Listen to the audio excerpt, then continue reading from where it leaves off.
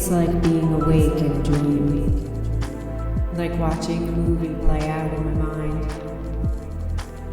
Other lives, other versions of me, existing across the multiverse, transmitting a message, a broadcast. Do you remember? We're all eternal, stars wandering through infinity, on a quantum journey back to self. Are you ready?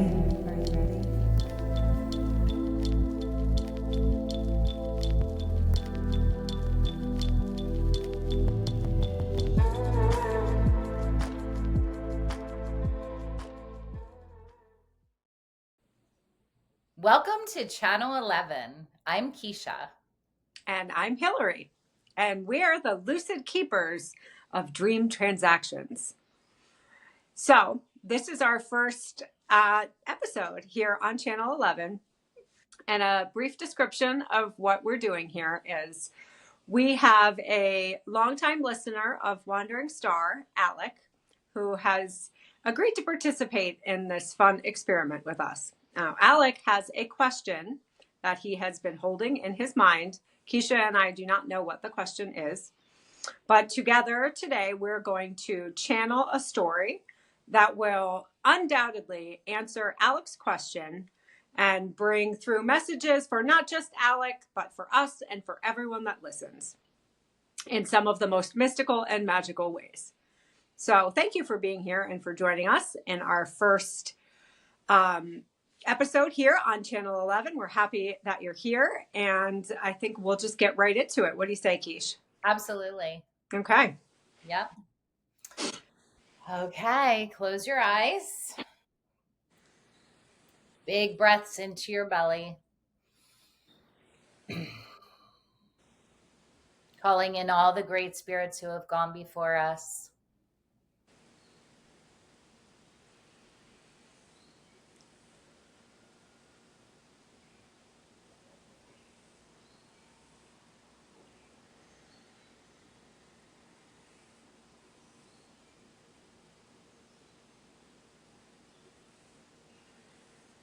Bring a few breaths into your heart.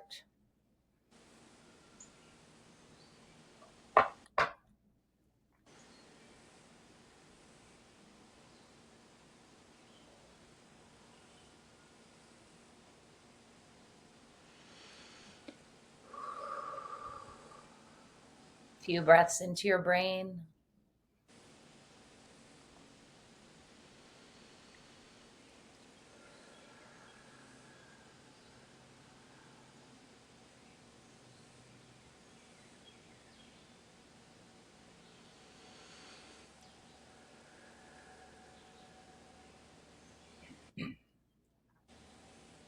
And use the next few breaths to connect the brain, the heart, and the belly.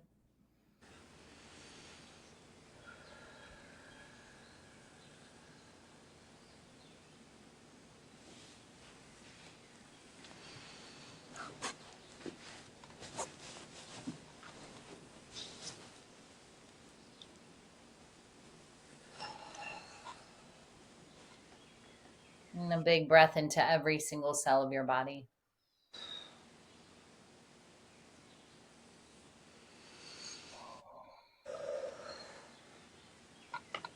And just breathe normally. I'm going to ask you to find Alec. And tell me, is Alec inside or outside? He's outside. Can you describe the environment to me? I see him standing in a field of sunflowers. I'm going to ask you to place the cube of genius around, the invisible cube of genius around Alec.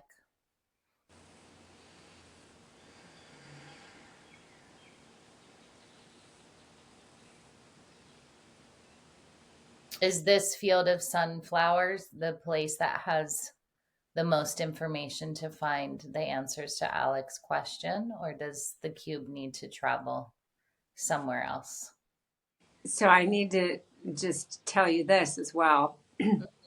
At first, it was kind of a close up of him in sunflowers all around him, you know, and I couldn't see beyond that. And then it sort of felt like, do you know in The Wizard of Oz when they're going to the Emerald City and there's that field of poppies? Yeah. And then there's the path that leads to it. Mm-hmm. Like when I zoomed out, it was kind of that feeling of seeing him in this field of sunflowers, but with this mysterious city behind him. I don't know necessarily that it's like the Emerald City, but it's that type of feeling that I'm getting. Is he headed toward the city? I think he is. Okay. What is he wearing anything on his body? Yeah, I feel him wearing a red t-shirt What else is he wearing? and some kind of shorts, like kind of a dark blue, kind of royal navy blue, maybe. Okay. Is he wearing anything on his feet? Yeah, he's got like hiking boots on, or like kind of like hiking boots. They're black. Okay. And describe to me, how are you above him as you're viewing this? Or what? Yeah, I kind of felt I was looking down on a bit of an angle at him Okay. from a slightly above, not not really far back, you know, but Okay. a slight angle looking down. And now I'm seeing that he's got like some kind of a satchel wrapped around like earth, you know, kind of cross bag on his What is in his bag? body. And it's, it feels, and I'm getting the feeling of a map being present. Like he's Okay. kind of looking at this map situation.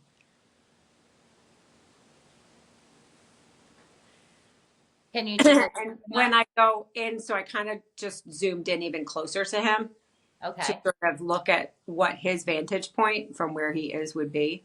Mm-hmm. And when I come down into the space where he's at, that city kind of feels really far away. And it's like almost that he can't even see it yet. Okay. Do you know what I mean? And the sunflowers are really tall and he's like in the middle of them. So it kind of feels like he's a little disoriented maybe. And he's got this map and he doesn't even know that this big, I want to use the word mystical because it feels very mystical, but this sort of city is right here. Not right here, but it's close enough. And he seems a little bit turned around. Okay. So the sunflowers they're blocking his view of the city. Yeah. So big. Okay. Yeah. Yeah. Okay. Can he go up to one of the sunflowers? Yeah. And how about if he grabs one of the stalks in his hand? Okay. Yes. Does his hand fit around the stalk, or is it too big for his It hand? definitely fits around the stalk. Yes. Okay. And Yeah. describe to me what that feels like. It's like a little bit bristly Okay. and it feels kind of warm. I just, because of touching this, got a sense that the air temperature is nice and warm. Okay. Bring And that feeling into your heart.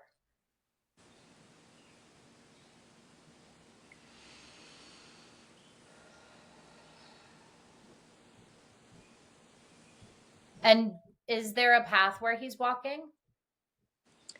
where he is exactly, he's not on the path. He's literally in this, like smack in the middle of this field of sunflowers. Okay. But there is a path. He's just really not on it at all. Okay. Do you feel like you would like to walk with him, or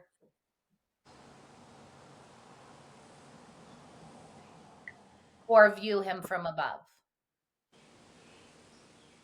Yeah. So I'm having this feeling where it's either I'm going to walk with him or I'm going to just like take on this entire thing from his perspective Okay. and not become Can you separate do, from it. okay. Can you do that? And I feel like that's what I would prefer. Yeah. That's what you prefer? Hmm. Okay. So how do you need to be on the path to find the city or no? Okay. No. Okay. I'm sorry. I'm just getting this feeling now that is not the path that I want to be on. There's a reason why I'm in the middle of this field, and it's not because I just didn't know there was a big path. I had this feeling by looking at the map that there's something in the ground that I'm looking for. Okay. What is it? And it looks like a circle that would be kind of like if you would look at a manhole, a pothole, like what are there, manholes? Yep. Sort of like that, but more ornate, more detailed. Like it feels part of it kind of feels like the vibe of a beautiful compass. There's and it's kind of like a more goldy or bronze. It's not just like a crusty manhole that you would find in a city. Okay. But that's the feeling of the circular thing in the ground. And Did you that's what find it? he's looking for. He's like, I'm looking on this map. Oh, okay. And What does it look like on the map? it looks like a circle.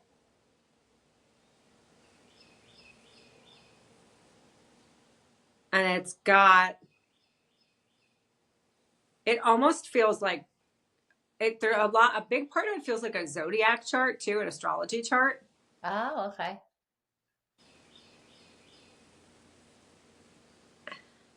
Yeah, kind of looks like that on the map. Like you would just be looking at someone's astrology chart, Interesting. zodiac chart. Yeah.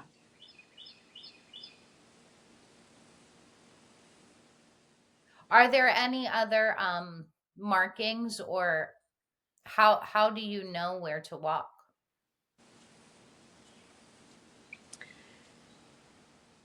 So it's like leading to that point, it's just kind of a dotted line.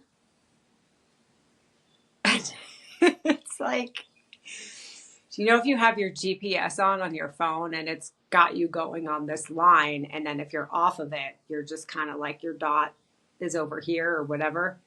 And then you can see where this is. And this is like that on this map. I can see in real time.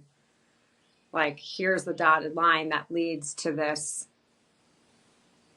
circular opening. And I started walking in one direction, but I wasn't following the dotted line. So I could just see this thing on the map pop up that looked like I was going away from it. So then I know, oops, nope, I need to turn around and go this way. And so now when I'm I'm on the right path, I can see this little dot that is me progressing along the dotted line. And And what is the material of this map? the funny thing is it feels like a piece of paper, like, Okay. like a yellow piece of paper, Okay. kind of thick, but nothing digital. Okay. But somehow these dots are moving around on it. Okay. So do you find the circle in the ground? Yeah, so I feel like I'm getting closer. I have to like move sunflowers out of the way.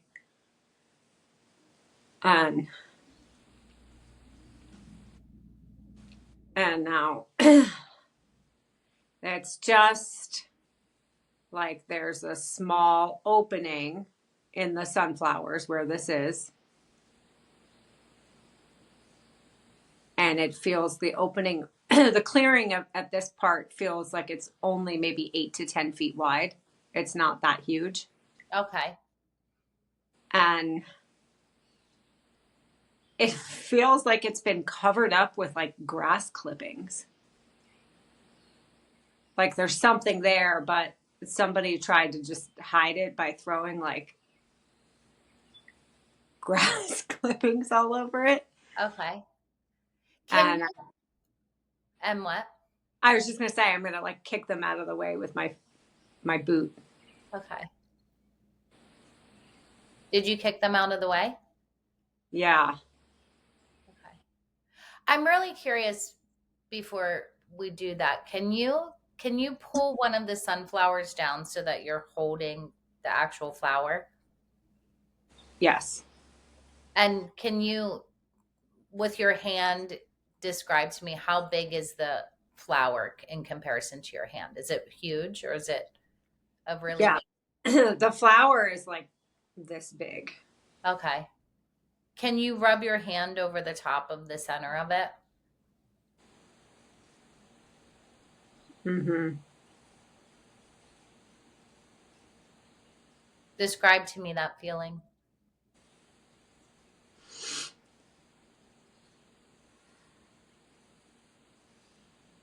Yeah, it's pretty soft. Does it Like have seeds in it or no? I don't feel any seeds in it. Okay. It just feels like really, really like soft kind of bristles. Not bristles, I don't know. Bring that feeling into your body and tell me where you feel it in your body.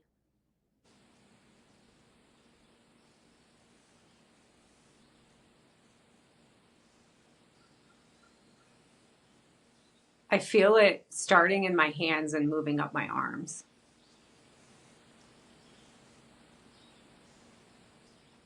I just saw in the center of it,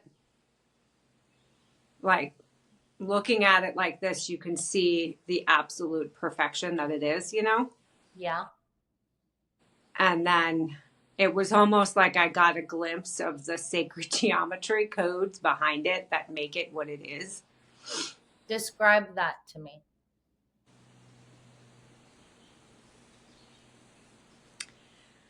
It's like I just saw the Fibonacci sequence pop up, the spiral, Okay. Yeah. and I saw that it was like seeing shapes and numbers kind of dancing around in nothingness, but then coming together in this cohesive form, and then that's what creates the sunflower. Keep a hold of it just like you are right now in your hands. And bring that same sequence into your brain.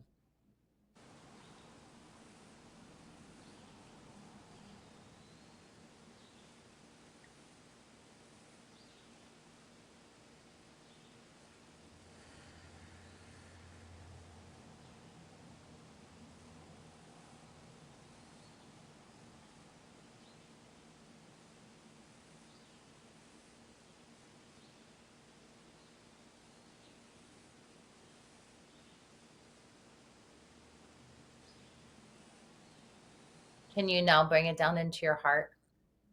Mm-hmm.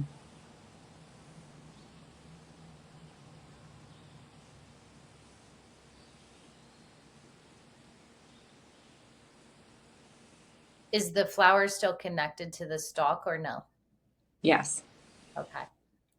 It felt like there was the, like I said, I felt it in my hands first, you know, and then moving up my arms. Mm-hmm. It felt like it was coming in the way that would be like a giant wave coming in. Really, like it felt like this really powerful wave of information. Okay. Can you let go of the flower now? Mm-hmm. And can you, with your hands, move that grass away from the plate or whatever that thing is on the ground? Mm-hmm.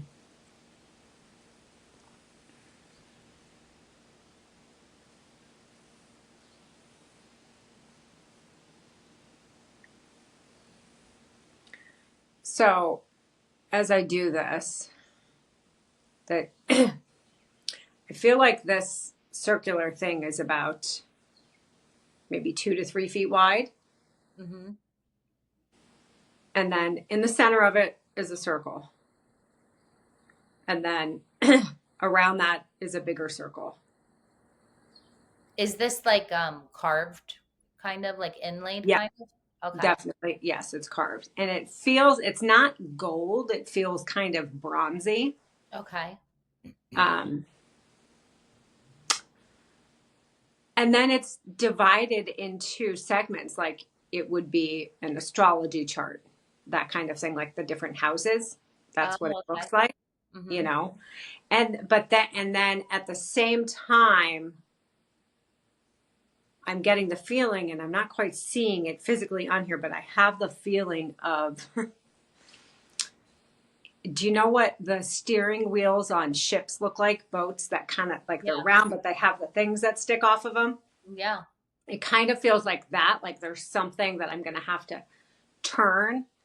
And that is what the wheel feels like to Okay. get this thing open. But there's some sort of pattern that needs to be completed or aligned before I can open this up. Do you know the pattern? Not yet. It's not coming to me yet. Is it somehow connected to that pattern of with the sunflower? It probably is. I just like felt myself looking at the map as if that might give me a clue on how to open it. And then as I was looking at it, everything on it just disappeared. And so I folded it up and just put it in my back pocket. So I got the sense that that's not going to help me anymore. Like I'm here, I have to figure this out on my own now. The map isn't going to tell me Okay. anything. And so, yeah, it's that same like Fibonacci sequence is popping up. Can you use that whooshing power that you felt to open it? Yeah.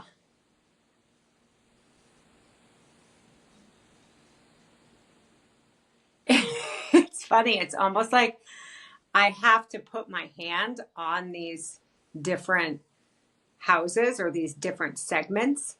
Do the segments have anything in them or no? Yeah, they have. Yeah, they have different little symbols in them.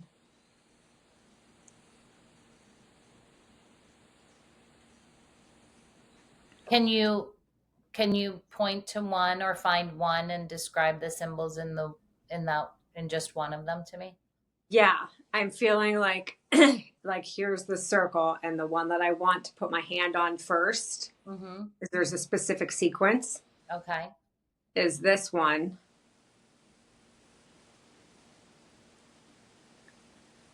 And I'm going to put my hand on it.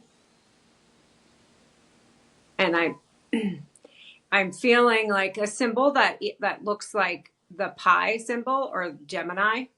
Okay.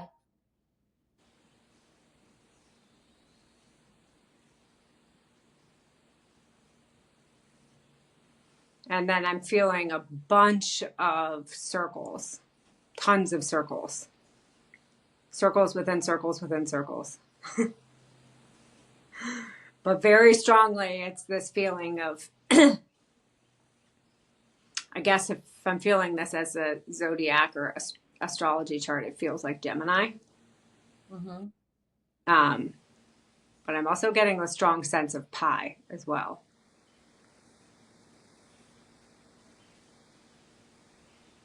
So I put my hand on this, and then at first it's like really cold. It's this cold metal. Oh, okay. And then it feels like it's scanning my my hand. Describe that feeling. It gets warm really quickly. Okay. And it's like a very subtle feeling of something, just very slight movement underneath my hand. And it's this very strong feeling that it's like scanning my hand, and I picked the correct one, and it kind of lights up. So it's now it's a glowing, like kind of amber looking glow Okay. beneath this one. And so that one I got correct, and it's like it's been activated. Okay. Oh. I have to say this because it's going to distract me unless I say it out loud. Then I can't get the number 84 out of my mind. 84. I don't know why. Yeah. Okay. I just had to say it. Yeah. Well, let's hold that. Okay. 84. Um, so now it's like an amber glow. Yeah. And and now what? Is it? And so now I have to pick the next one. Oh, okay. And what is the next one? And it's almost kind of opposite of it, I'm feeling like. It's Okay. the one opposite the wheel. Mm-hmm. And then I put my hand on this one. Are you using the same hand for both of them? For some reason now, this time I feel like I'm putting my right hand. It's like this one was here and my left hand went to it. Okay. And now this time I felt naturally just put my right hand on it without Okay. even.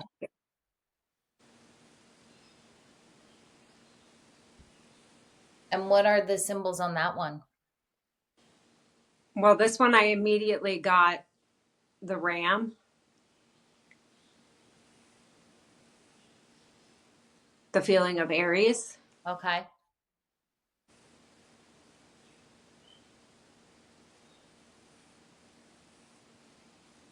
And this one feels like lots of triangles. Triangles within triangles within triangles. And this one is doing the same thing where it's first it felt cold and then it quickly warmed up. And I feel like it's scanning my hand. And now it's glowing just like the other one. And now what? And now I kind of just feel like maybe a sense of confidence, like, ooh, I know what I'm doing. So I Okay. start doing it faster, and putting my hands like this, like activating all of them quicker. And so I can see them all starting to light up. And then there's the last one is the one at the very top, kind of right, slight right. And I know that when I put my hand on this, it's going to do the same thing because it's the last one. And so I kind of pause for a moment, like I'm excited. This is Breathe that it. feeling into your entire body.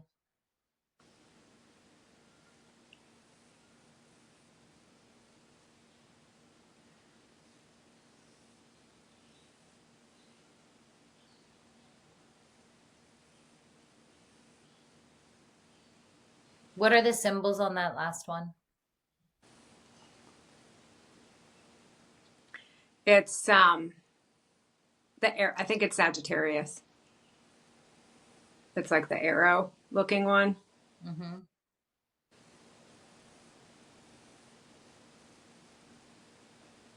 And it's squares within squares within squares. Okay. Did you put your hand on it yet? Mm-hmm. What happens? Then the wheel thing pops up. Something comes out of it around. It's kind of like around one of the circles, like almost like the outer circle. And this thing just comes up, and then I can put my hands on it and twist it. Is it heavy? It's kind of heavy. Yeah.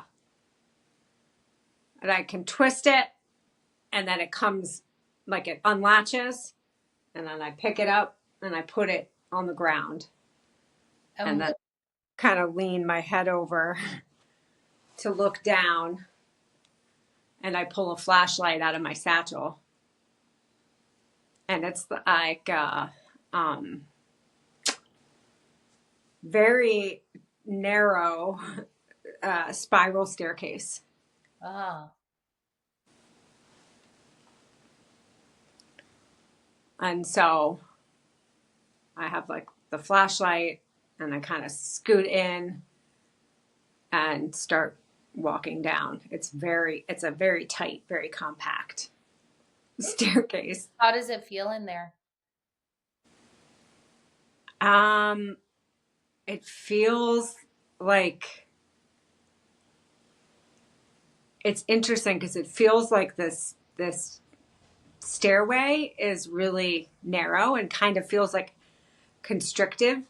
Where do you feel that feeling in your body? I kind of like I feel it in my shoulders and my arms, like I have to walk like this, or I have to go down very with my body and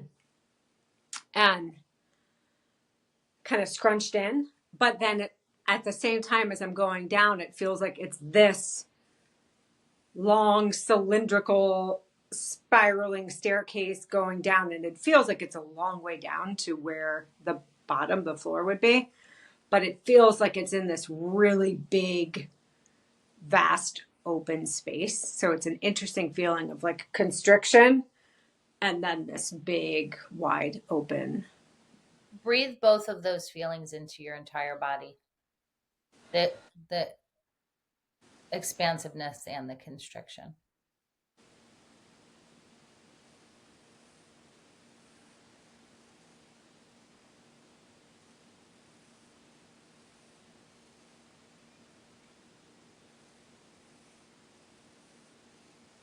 Like, and when I shine the flashlight out, it's so vast and dark that I just don't see anything. Okay. I'm just using it to look at the stairs because that's the only thing I can see. Okay. Can you travel down the stairs as quickly as possible? Yes. And what is it like when you get to the bottom?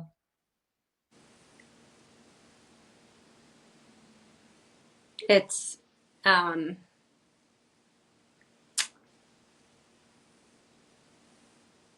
it's not like dirt. It's some sort of flooring. It feels like I keep getting the feeling of metal. Interesting. The floor is not metal, but I have a very strong feeling of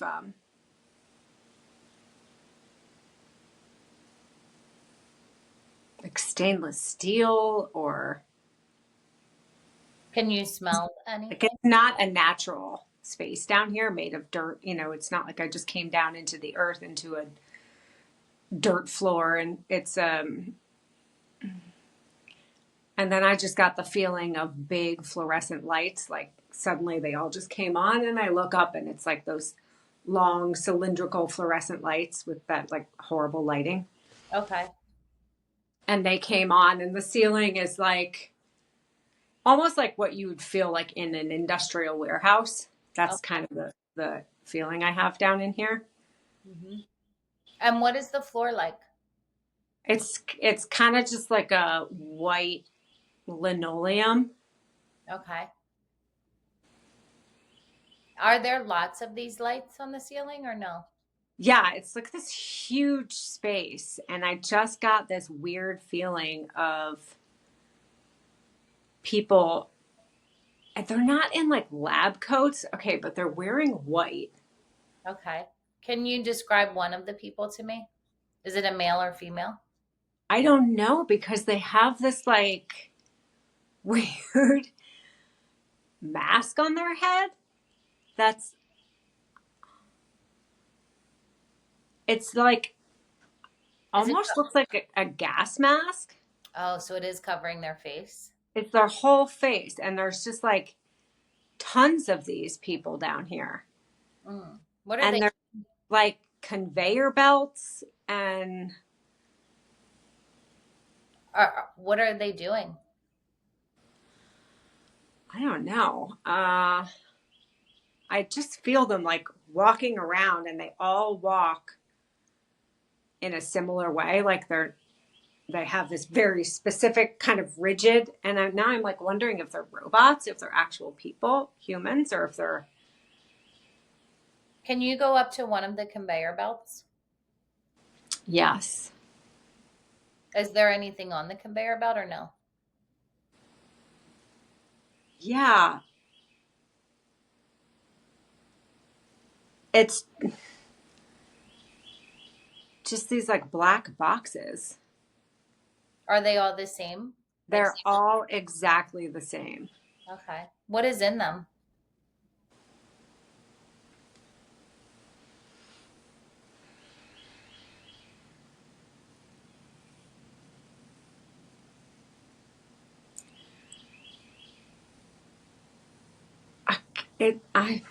I just got the feeling of like dolls, but like not, but not actual dolls. I'm a little confused about how this feels. At first, it felt like, you know, those dolls that kids have that are very lifelike, human looking, like kind of. Yeah. I don't know what they're called exactly, but but it had no clothes on, and it just had like eyes shut, and it was really the feeling that like it was gonna come to life somehow. Can you hold one of them? Yeah. Describe to me what it feels like. It honestly, I not really like the feeling it gives me. Where do you Um, feel that feeling in your body? like in my chest. What does it feel like?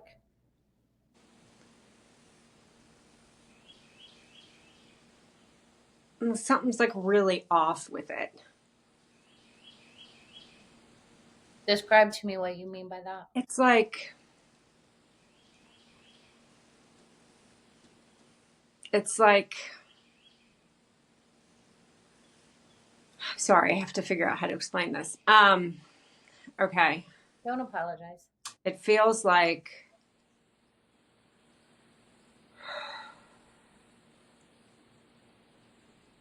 something that I know is fake, but other people will think is real.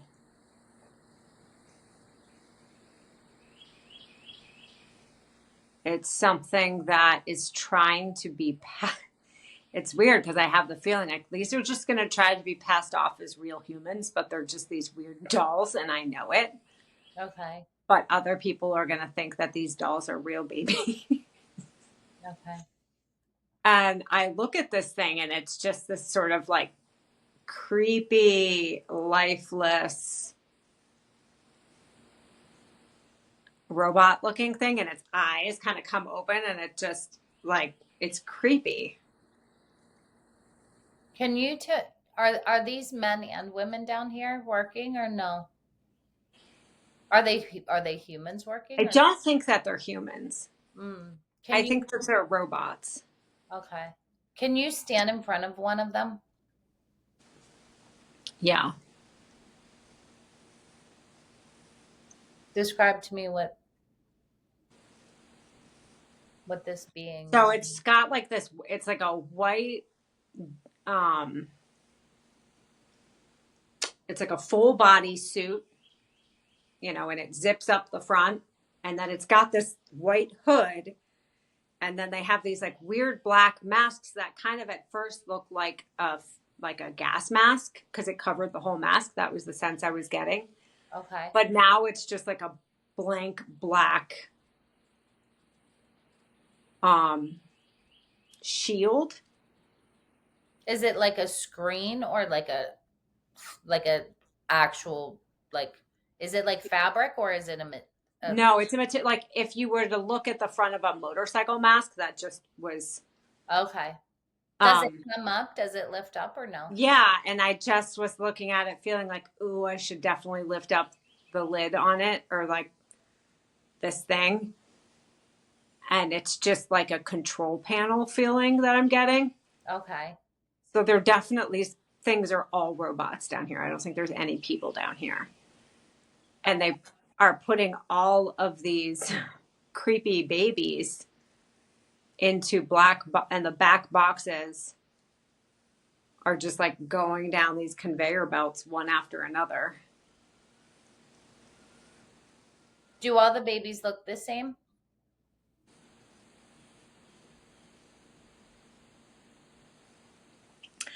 For the most part, I just got a sense of a different one. Like the one that I was just looking directly at had blue eyes. Mm-hmm. And I just got the feeling of another one a few boxes down that had brown eyes. Okay. So they're But not all exactly the same. not exactly the same, but they're all pretty similar. Okay. Can you go to how many roughly of these conveyor belts would you say there are? Like a Like lot. 30 to 40. Okay. Can you go to where these babies are being made before they get into the boxes?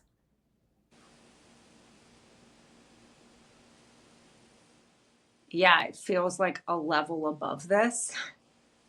How do you get up there? I'm seeing this because I can see like the boxes come shooting down this chute, Okay. and then they go on these conveyor belts down here. Right. And so I'm like following the box that where it came from. So I'm just kind of following this chute Okay. that went up. And I'm feeling like a whole other area of robots Okay. in the same white outfits. Mm-hmm. But now they have conveyor belts that are like, I can see somebody putting the eyes in. Describe to me what that's like. And then it goes down. It's almost like if you would watch someone stamp something quickly. Okay. I see like boom, boom, and the eyes are in, and then the baby keeps going, and then the next one comes, and he's just. Can you go to where the eyes come from?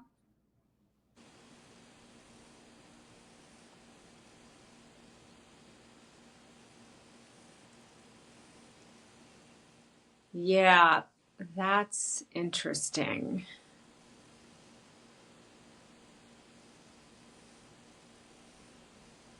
I'm not okay. I need to make sense of this. The first feeling I felt in the eyes was the same feeling of the round thing that I had to move to get in here.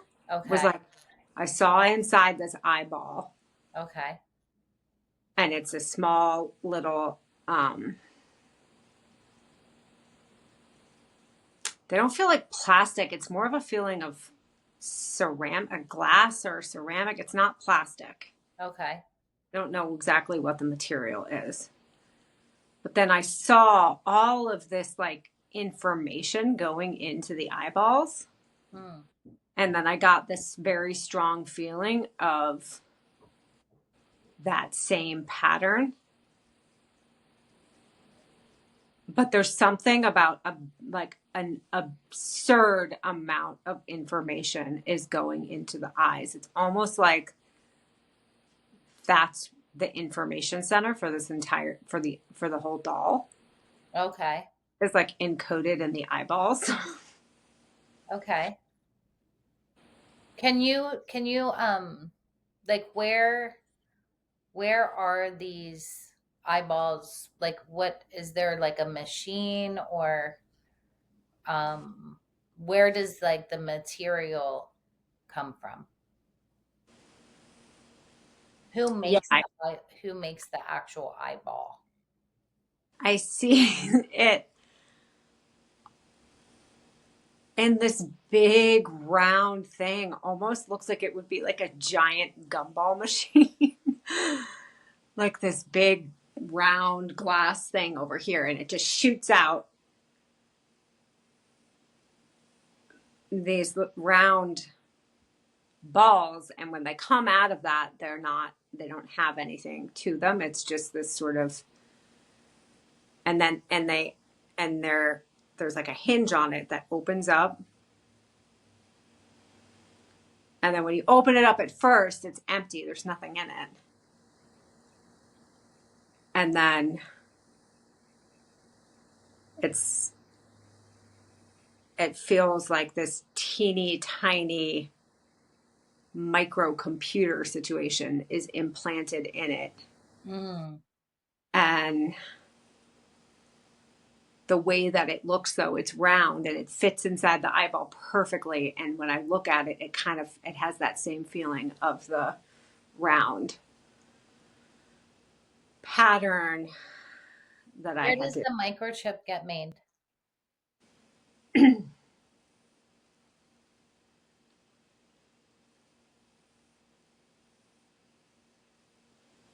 Okay, I'm feeling this really big black.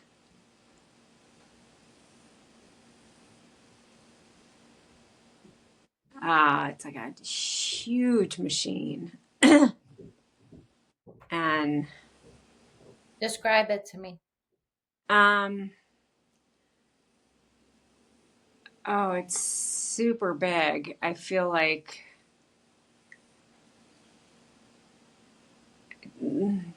15, 20 feet wide, maybe. Is it inside this building? Yeah, Oh, okay. yeah. What is the shape of it like? It's like long and rectangular, Okay. and there's a really loud hum coming from it. Describe the hum to me. It's like like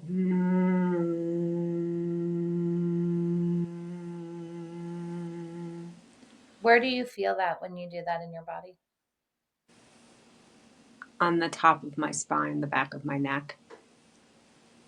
Do that again and bring that sound into the back of your neck.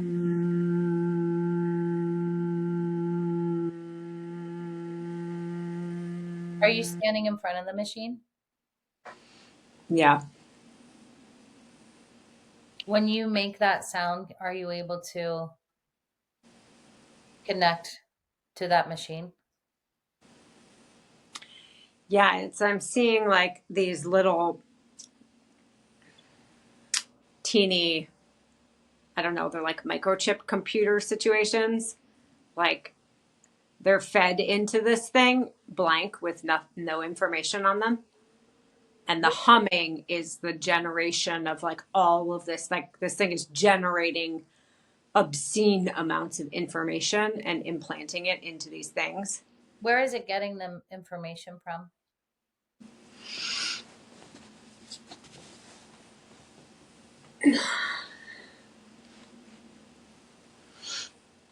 It's got a code that's been programmed into it. Who programmed the code into it?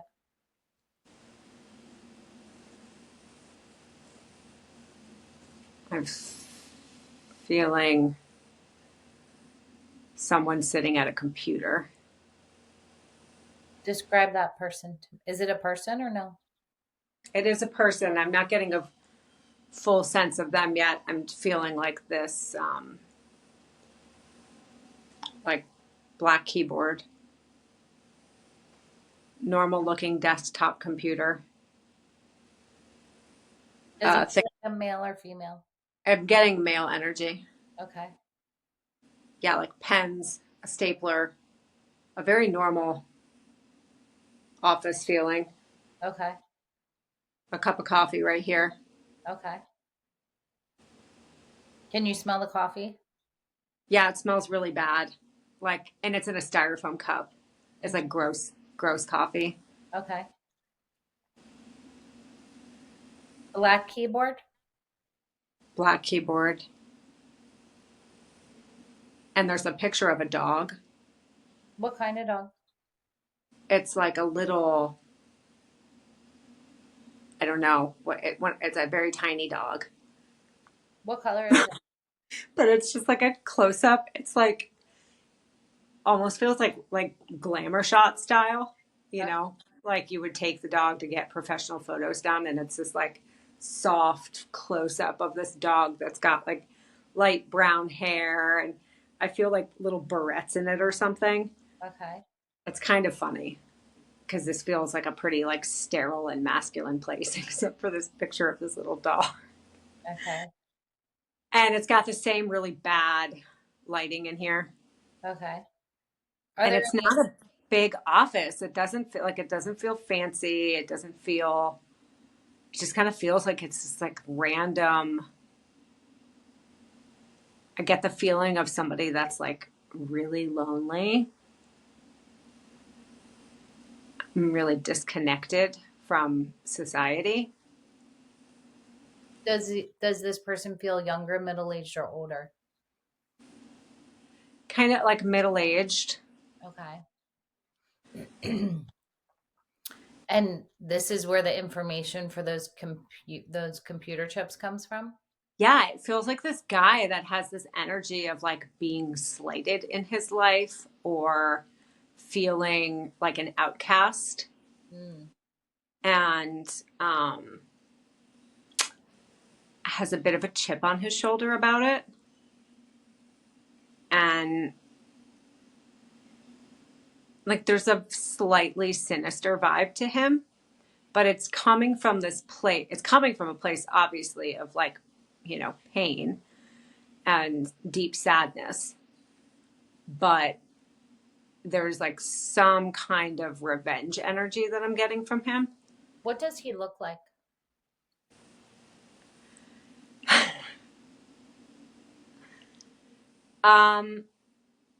There's this very specific guy that I keep seeing, and I don't. I'm going to say this because I think some people will resonate with this character of like, there's a movie called Office Space. And I think the character's name is Walter. Okay. Walt. And he's kind of heavier and he's got big, like thick glasses that are, I don't know if they're like bifocal, so you can really see his eyeballs are magnified, What color are his eyes? They're kind of brown. Okay. And he's got really greasy hair and it's side parted. Can you ask him what he's doing?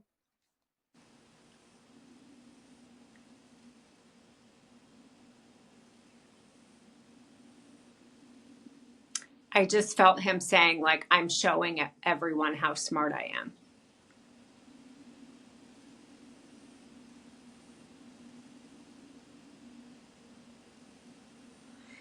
There's the feeling from him like he was dismissed.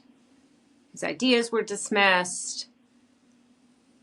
He's banished to this room that's got really no windows, and he's drinking his shitty coffee, and he really only has his dog. And now it's like this feeling of, oh, you thought I was an idiot. Now I'm going to show you what I can actually do. Okay. So he's making these computer chips for these Yeah. these fake babies. What does he want to do with the babies?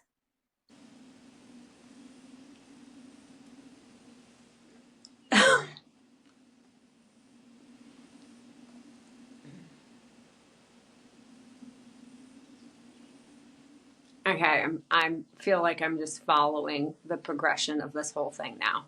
Okay. So he's putting these codes into these things that are going into the eyeballs, and then the babe going into the baby's going into the black box. There's a truck that pulls up outside. All of these black boxes are put into bigger things that are on crates that are on pallets. The pallets are loaded onto the trucks. The trucks, it's like I got the feeling of one of those really giant Amazon warehouses. Okay.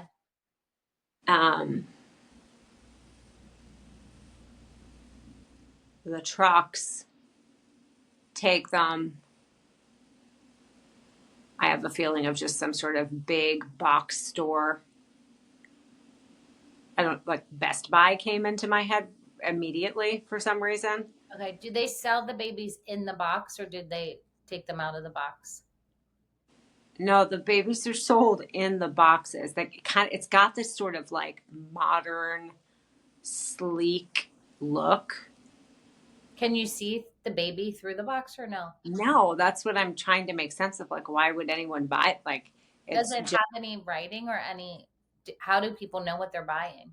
That's what I'm trying to figure out. Okay.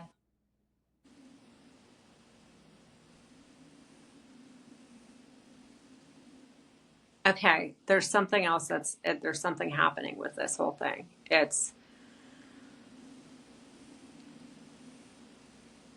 because I felt like that. And then I just felt like the box turned into a TV, Mm, right?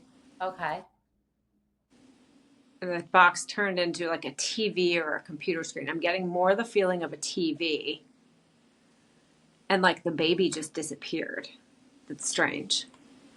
I was trying to figure out why would these go to Best Buy? Because Best Buy came in really strongly. And I think they just sell electronic stuff. I don't think they sell babies. I don't think any place sells babies. I mean, baby dolls.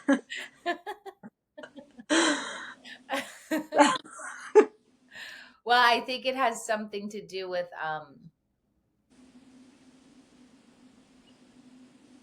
something about this is your Best Buy.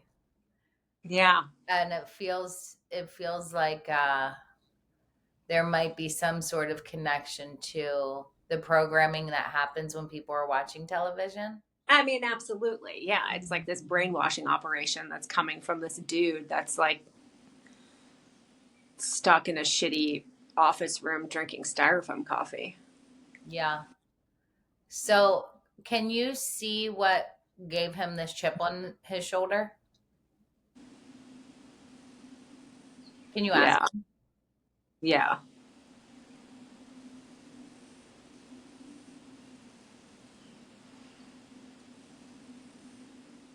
Yeah. Okay. It's the feeling of,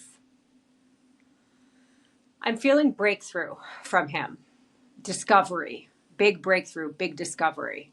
Okay. I'm feeling him in this moment of breakthrough and discovery, like completely different energetically than the way that he feels in this moment in this office. Okay. He doesn't feel sloppy and greasy, and he's got a lot of animation to him. He's excited. I feel a boardroom, executives, power. I feel him coming in, excited. He's got a whole presentation. He's got a lot of information. What is he presenting? I'm like seeing the screen and I'm seeing the same round zodiac chart looking thing. Okay. He's got like this, whole PowerPoint. There's a big, huge screen behind him. This is a very, very nice boardroom office space too. Are there men and women in this? I feel a handful of women. Okay. It feels very modern. How many people-ish would you say there are? About a dozen. Okay. It's a long table. It's black. There's pitchers of water down the table. It's in a room that's just like windows looking out.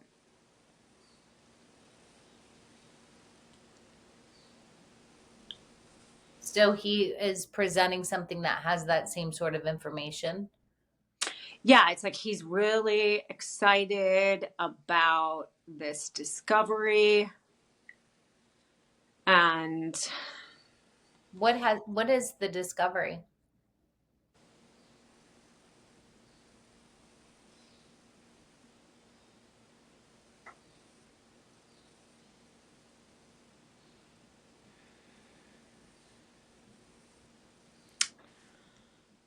I just felt like the DNA double helix Okay. was the first thing that I felt when you asked that. Mm-hmm.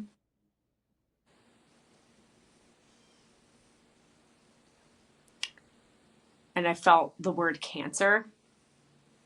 Mm. And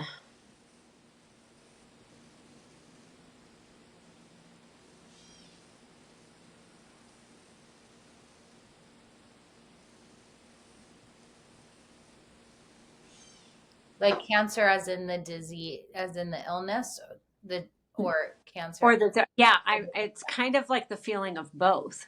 Interesting. Okay. It's not a full blown like this is a cancer cure. but the word Cancer came in. There's something going on that is like, I keep getting the feeling like it's almost like that city that I felt in the beginning, that felt like the Emerald City, Yeah. is like something, I can't, how to put this, it feels like a higher intelligence there. Can you go there to that city? Can you find the tallest building in that city? Yeah, it's like this very tall tower.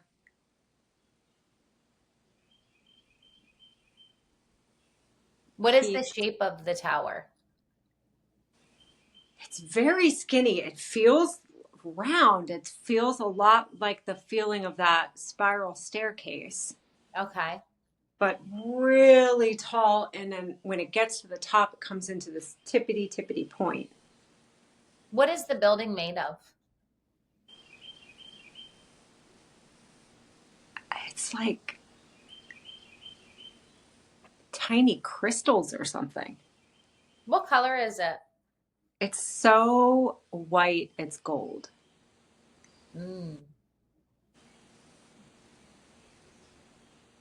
Are you outside or inside of that tower? I'm outside. Can you walk up to it? Yeah. And can you touch it? It's like,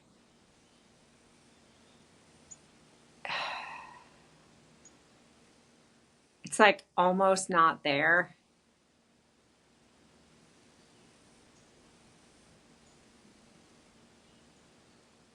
It's not even like a physical. It's not physical. Because I keep getting the feeling like there's this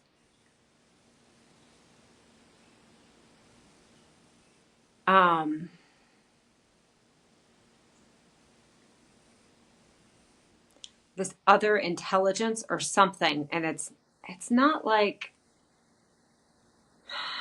we work for them in a way that feels like oppressive, but it's like, it's such an interesting feeling. It's like,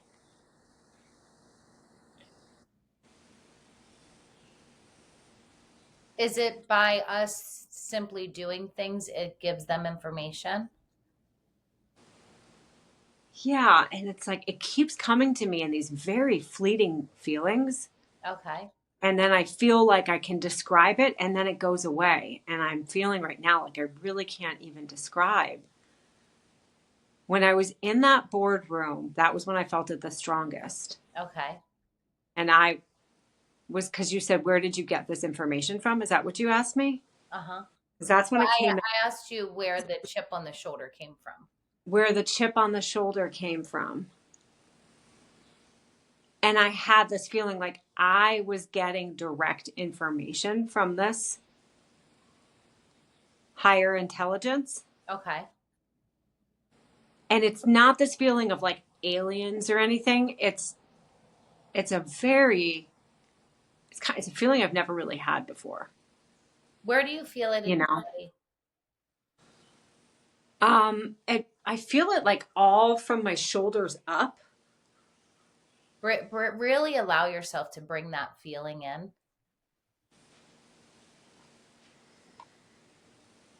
And maybe is it helpful if you're in front of that building of crystalline energy? Is that how you would describe it? Yeah.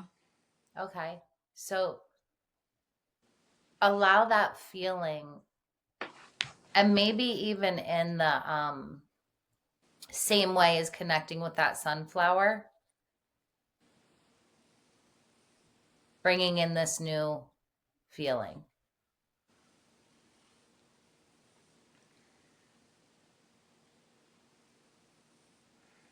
And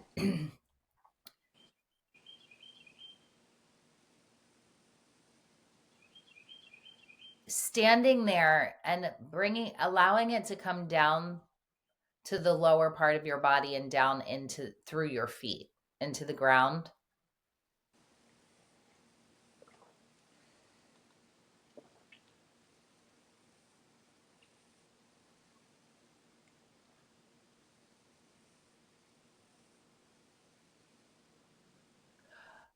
Can you focus on the very tippy top of that building where it comes up to the apex? Yes. That's very specifically placed, I'm assuming. It feels like it. And where is the tip of that building drawing information from? I feel this very powerful like vortex around it. Okay. Almost feels like when it comes to this tippy top, the apex, the peak, Yep. like I can feel this energy field around it that's swirling Okay. like this. Yeah. And Bring that feeling in. Allow that vortex feeling to come in also.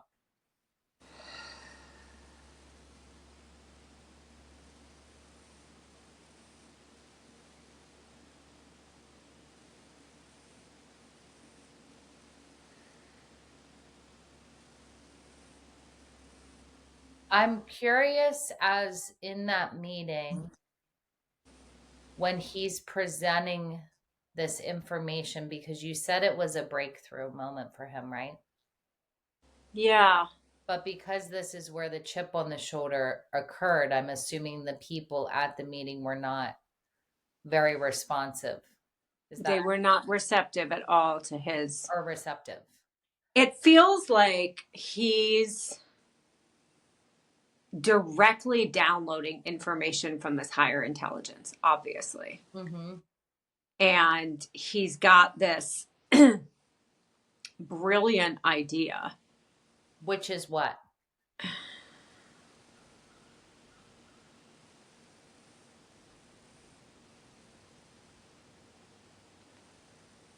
It feels okay. How do I put this into words? The feeling I have is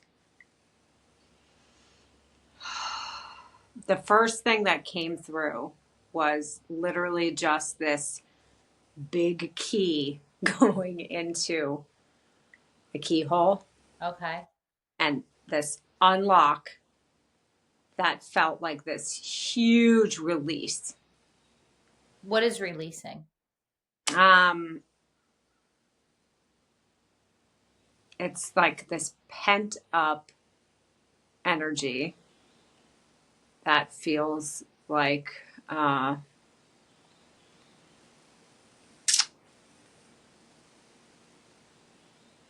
it feels very, very dense. And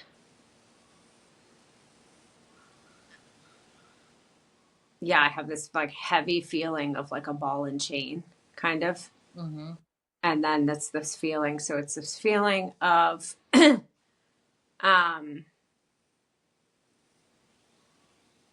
Oppression. being yeah, and being blocked. And then it's like this key turns and it's like, oh, like not realizing that city's there because you're in the sunflowers. But if you were to peek your head up, you'd be like, oh, it's right there. Like that, this feeling of completely not seeing something. And then in kind of just a single moment, clarity. Oh, okay. That's the strong feeling that I get. That is like something that he has discovered. And yeah, it's like that feeling of disclosure, Yeah. you know. Can you So feel humans are experiencing this like, oh, aha thing, and he's super jazzed about it. And the guys in this boardroom treat him like he's an idiot. It's not even like, no, like these guys aren't coming from like a nefarious place of like, we don't want that information to be shared. It's more like they're just a bunch of egoic dicks that just don't like this guy. And so, or think he's like a nerdy. And it's like now that I'm feeling this, I can feel this this group of just like, yeah, kind of bros, like that. Can you go sit at that table Yeah. while he's presenting this? Yeah. And can you tell me exactly what he's saying, what he's showing, and what is, can you share with me his exact presentation? He's got this PowerPoint, and I see that round thing again, the round chart looking thing. And then I see it like he's got it on a screen, and then the next screen, it's like on top of the brain. The chart is on top of the brain? Yeah, like that round thing just fits perfectly around a brain. Okay. And it's like if you can personalize, it's almost like how I had to do that thing with my hands to get in. Okay. You know, it's like there's some sort of personalized code, for Okay. lack of a better word, code. What does he say while he's showing that? So we can tailor this to each person's unique blueprint Okay. and unlock. It's like unlocking the highest potentials. Okay. And it can be done in this way, and it doesn't necessarily feel like creepy brain chip kind of thing. Okay. It's more of like an energetic thing.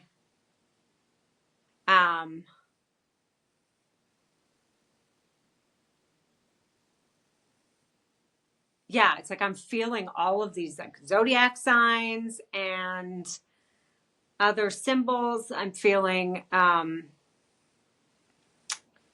DNA, like the double helix. Like it's a very personalized, unique system he's come up with that.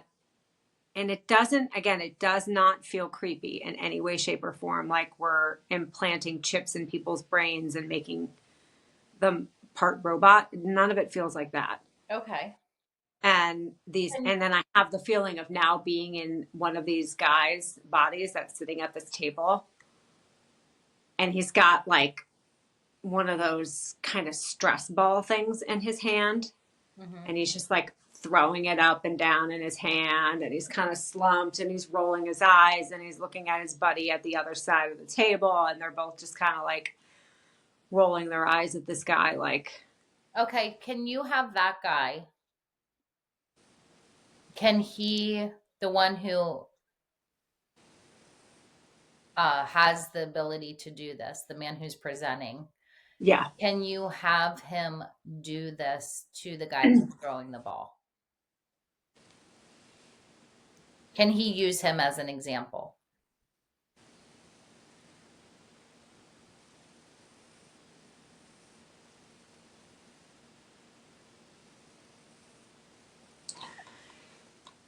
Okay.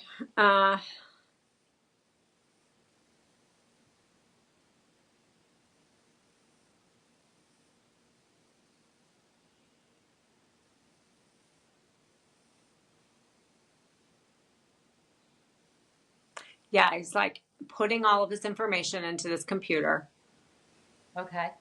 about this guy, and it was feeling like basic information like you would do for an astrology chart, like where he's born and like some simple data about this guy. Okay. And I can see it like formulating this specific wheel, this specific chart graph thing. Okay.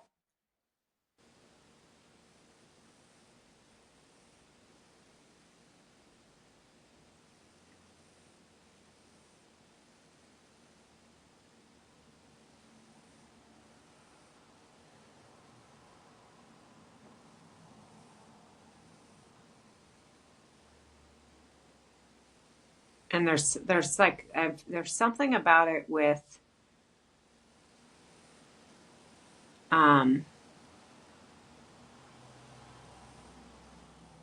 sound. It's like really interesting. There's something about like, so how, now that I have this information, and on that chart that I was seeing, it was just like showing that this thing placed around this guy's head on the graph. So it was just like a basic drawing of a human head with this thing just sitting on it, Mm-hmm. like it being absorbed in that way. Right. But now looking at how to do it with this guy sitting right here, it was like I had the feeling that he was like had to wear these headphones, or he had like there's something to do with hearing Okay. to receive this information. Okay. Would that big black machine help or no?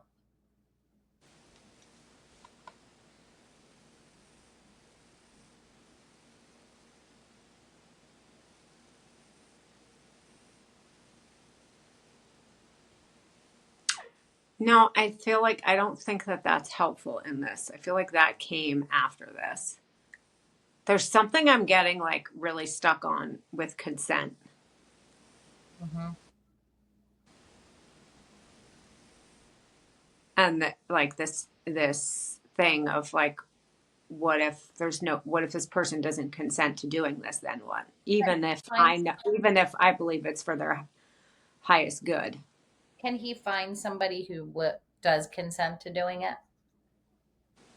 Does anybody at that table agree to, or does he have to find somebody? I just got the very strong feeling of like a kind of an older woman who works in the building. Okay. She's maybe like early 60s. Okay. She's very petite. Okay.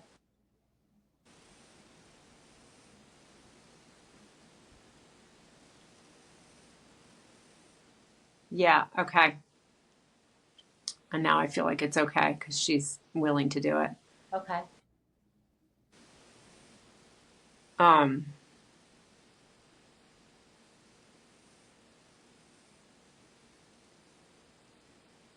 right, there's something really with like the hands, and it feels like she's got her hand and a similar thing that feels like it's like scanning her blueprint. Is it like a device scanning her? Yeah. It feels like when people put those things on their fingers, and I think it detects your pulse, maybe. Mm-hmm. But it's a kind of, it's like you stick your hand in this thing and it doesn't fully close over it, but your hand is kind of nestled in this scanner. Okay. And she's got her hand on it, and I feel like a red kind of laser light moving back and forth. Okay.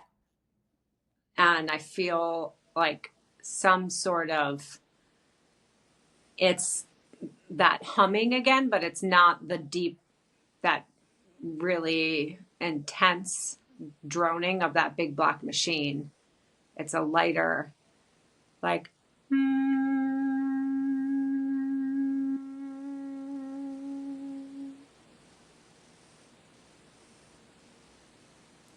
and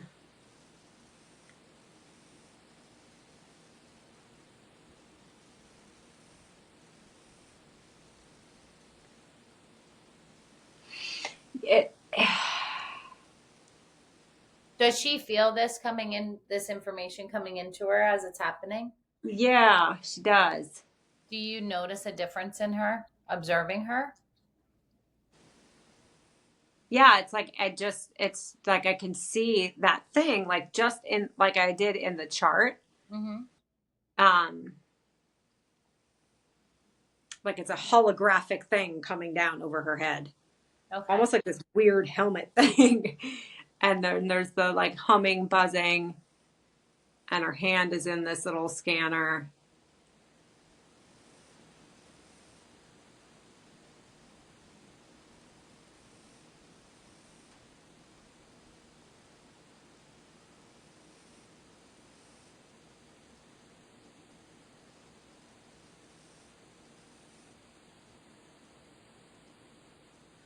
And it's the same feeling of the key unlocking. It's like, that's the feeling I have for her. So does that connect her to the same things that people are connected to in their astrology charts? So, Yeah, it feels like now she's also connected with this higher intelligence that I keep feeling. okay. Like, it feels like that guy that did the presentation had this connection with this higher intelligence that is coming to me in the form of this like gold white city that's just here. And now she's got access to that as well. And it feels like you could just go into any building you wanted to in this holographic city and just have all of this information. I'm very curious to why, when he has this ability and this understanding, with that potential and that understanding, why does he still choose? Why does he care if these people embrace this idea or this invention of his or not, when he's able to access this intelligence? Why does he end up with a chip on his shoulder still?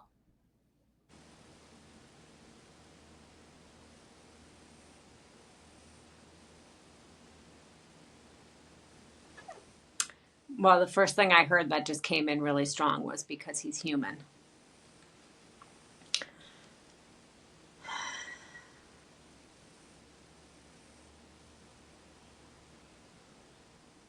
So I see.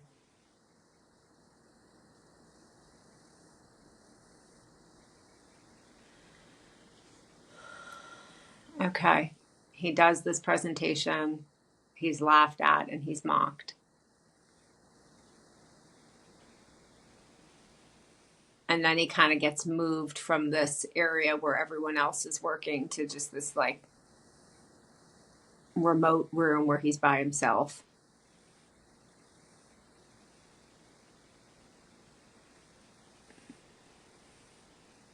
What does everybody else do in this place?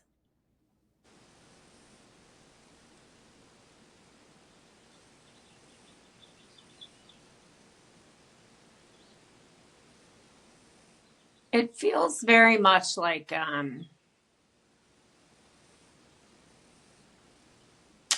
it's a very like tech like feeling I get from this place.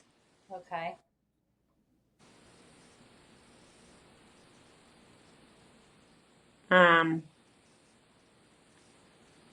I keep hearing the word programming.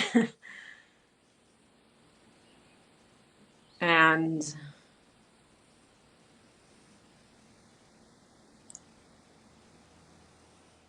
it, you know, it's that weird feeling of like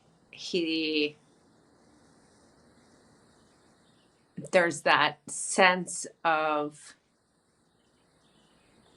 oh gosh, what is it? Like, I knew it. That energy of being addicted to oppression, or like, I knew I wasn't good enough. I knew they weren't going to believe me. And he kind of takes that and runs with it because he likes it.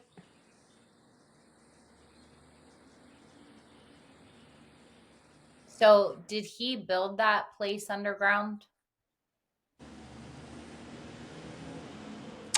I don't think he built it. I think that's part of this whole, like, there's a very, that the word programming is the feeling I have about this place more than anything.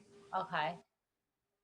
And it feels like this is the building above that thing that's in the basement with the conveyor belts.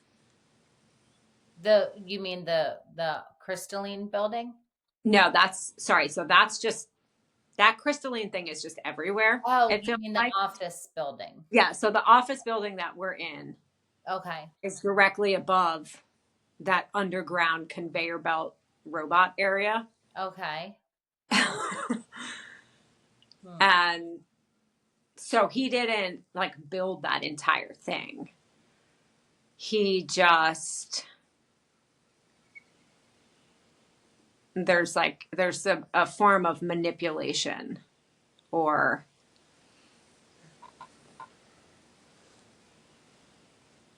I feel like there's a lot of significance in the babies being made and their eyes uh being the parts that have all of the information in them, right? yes. And so there's some significance to the idea that they're being put inside of black boxes. Right. So And the eyes contain that same symbol that was on the door thing to get in and that he put around the heads of people. right, which is that's symbolic of being connected to the cosmos and everything that exists, essentially, right? Mm-hmm. That symbol is the symbol of the connectedness between all things that exist. Is that accurate? Yes. Okay. And so that infinite connection is and possibility and everything is placed in these eyes of these babies that appear to be human, but they're put inside of these black boxes so they can't see anything. They can't see out and nothing can see in. And so their eyes are useless in a sense. Yeah. And then they're shipped off to and they're made by these robots that are not even aware of what they're making. They're just making the things without any awareness to what they're actually making. And then they get shipped off to this store where they're then sold as television. And Yeah. so I feel like it's very symbolic of how we actually live in the world. Most people. They're watching this box with their eyes that literally have infinite amounts of knowledge and connection and wisdom, everything that exists, like within them, right? But choosing to stay focused on this thing where you literally can't see over the sunflowers that there's this amazing, beautiful city. Right.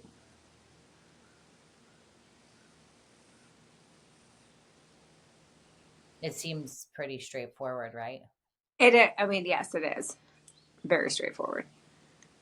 Yeah. And I was just seeing the same boxes showing up, as phones and people's hands everywhere they go. Yeah, which is why it's Best Buy, I'm sure.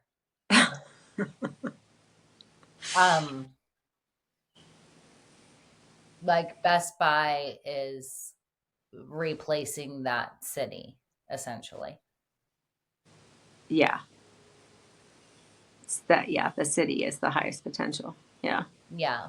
And those like it is like the Akashic records or whatever you want to call it. Like everything, all of information like that.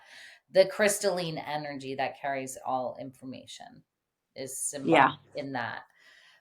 But Best Buy is representing how most people are actually living in the world, connected to department stores and devices, essentially. What I find is very interesting is that the devices that we use contain these types of chips in them. Mm-hmm.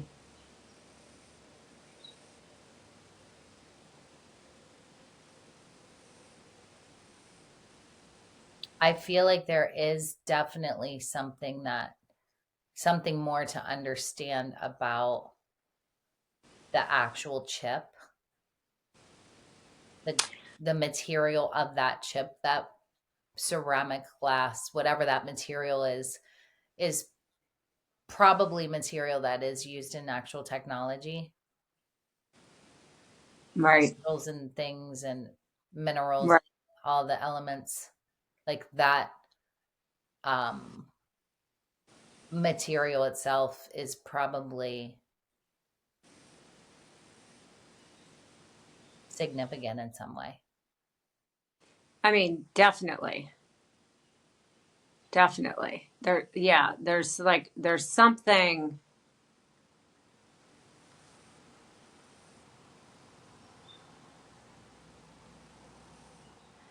Yeah, there's a really strong feeling of AI right now too. Yeah. Um, and I'm seeing it as both that big black machine Mm-hmm. that feels kind of like doom control programming.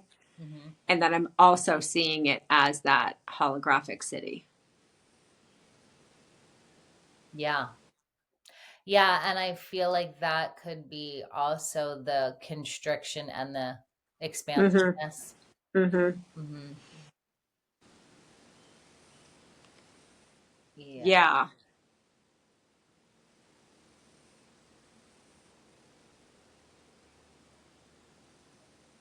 Yeah, it's both.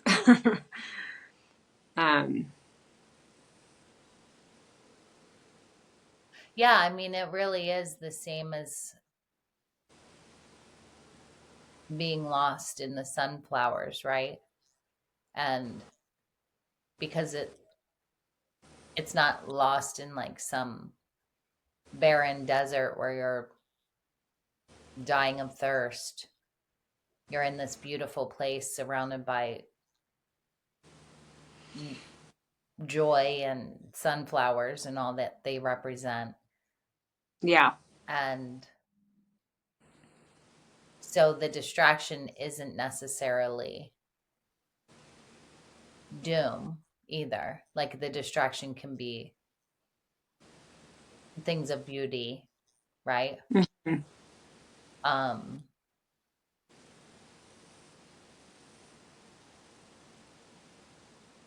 what do the other buildings in that city look like?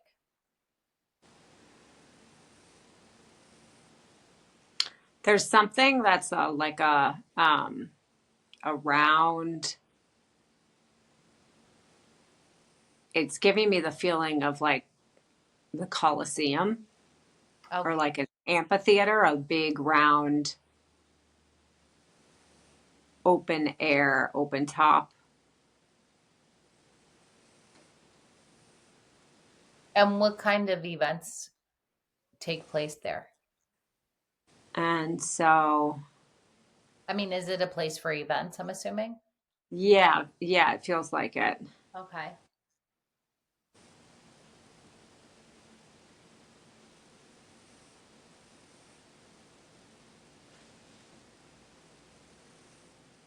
Okay. Um,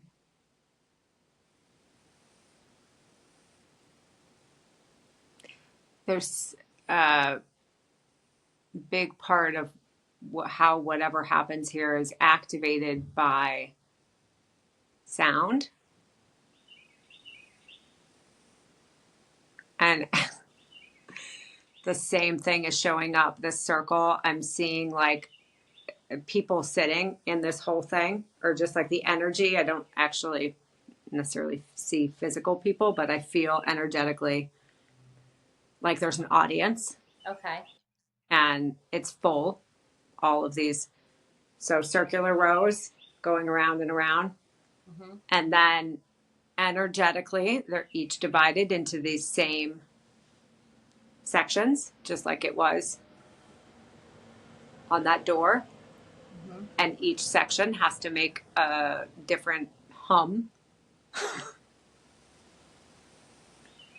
Can you place Alec in the center of the amphitheater or whatever that is, Yeah.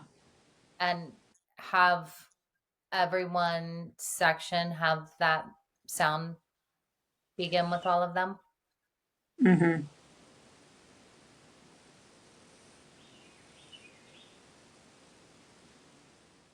Yeah, it's almost like it's going in accordance to his blueprint, just like, Hmm. Can you see his blueprint? yeah. Describe what it looks like. Yeah, he's kind of more like a hologram in the middle of it. Okay. Almost as thick. At first, I felt him in a very human form, but then he kind of became a little bit translucent. Okay. And it's feeling like there's some sort of a pedestal or podium thing he's standing on. Okay. And then, so his body starts to lose density and becomes more crystalline as well, translucent, holographic. Hmm. And I see in that form, you can see like the blueprint, Okay. the codes, Hmm. and that then sparks like this section begins with this hum, and then it goes to this section, and they have their specific frequency, and it's going to every section.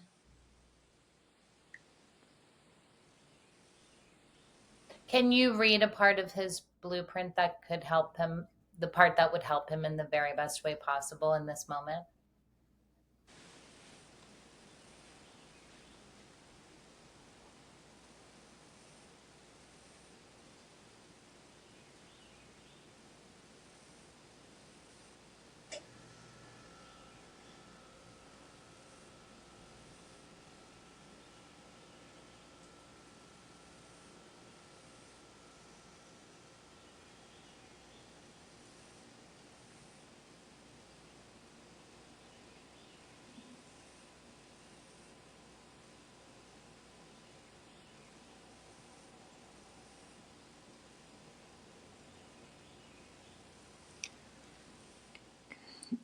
The first word that came through extremely strong was eternal, and then it said position yourself.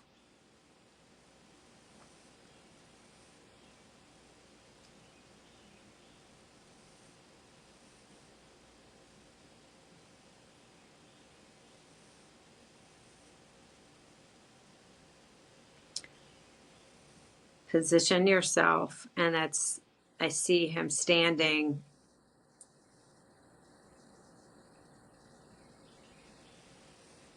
and there's some kind of I'm getting the feeling of like a really big rock. Position yourself externally. Externally.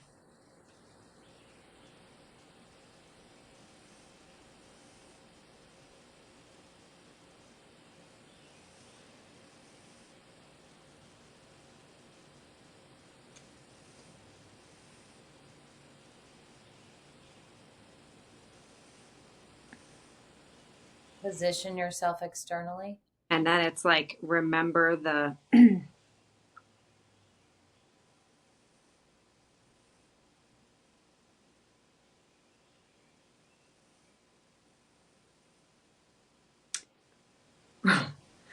it's very cryptic. Remember the hardware design or the hard wiring design. Which one is it? It's both hardware, hard wiring. When I'm feeling that, I feel like this.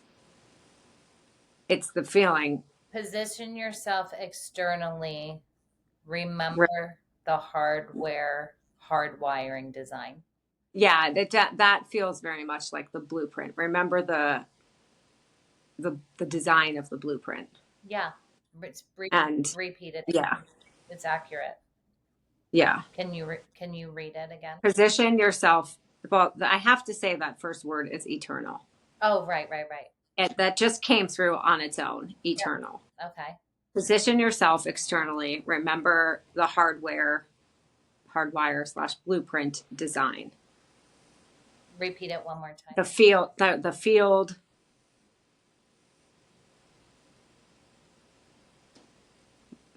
The field will allow you access to a new paradigm.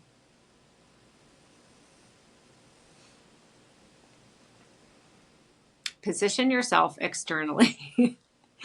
Remember the blueprint's design. The field will allow you access to a new paradigm. As soon as you said the field will allow you access to a new paradigm, I immediately saw him with the red shirt and the poppy flowers. Mm-hmm. There's something about the color red. Mm-hmm.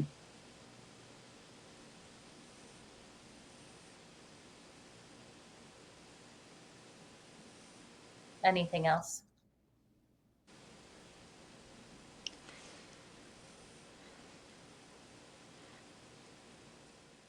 Yeah, there's something with this big feeling of rock.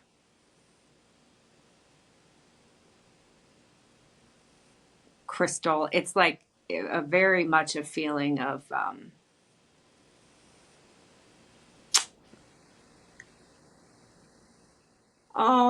what's his name? Like Indiana Jones. Okay, good. Because I was seeing like a solid, like granite kind of. Yeah, it's that kind of thing. And I like see him with this satchel, and he's got these like maps and flashlights and compasses and kind of tools in it. Okay. And there's a very strong connection to rocks and stones, granite, crystals. Can you pull the most important tool for him out of that satchel? It's a chisel. Mm.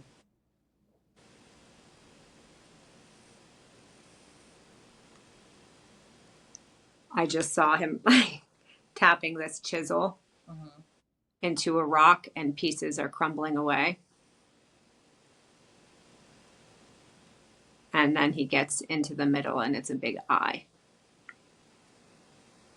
Like one of those baby's eyes. Right.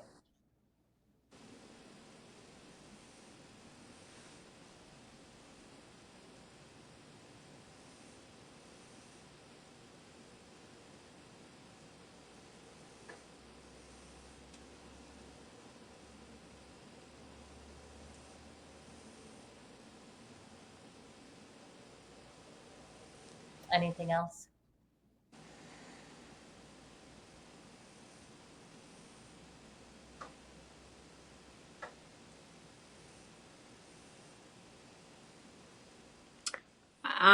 I felt very strongly like I needed to like almost put Alec at the top of that spire, that pointy tippy top where that vortex is. Mm-hmm. What happens when you put him there?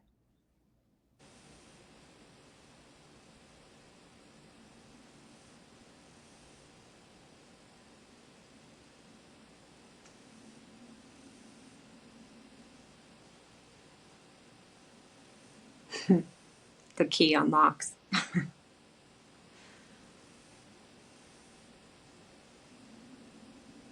Describe that.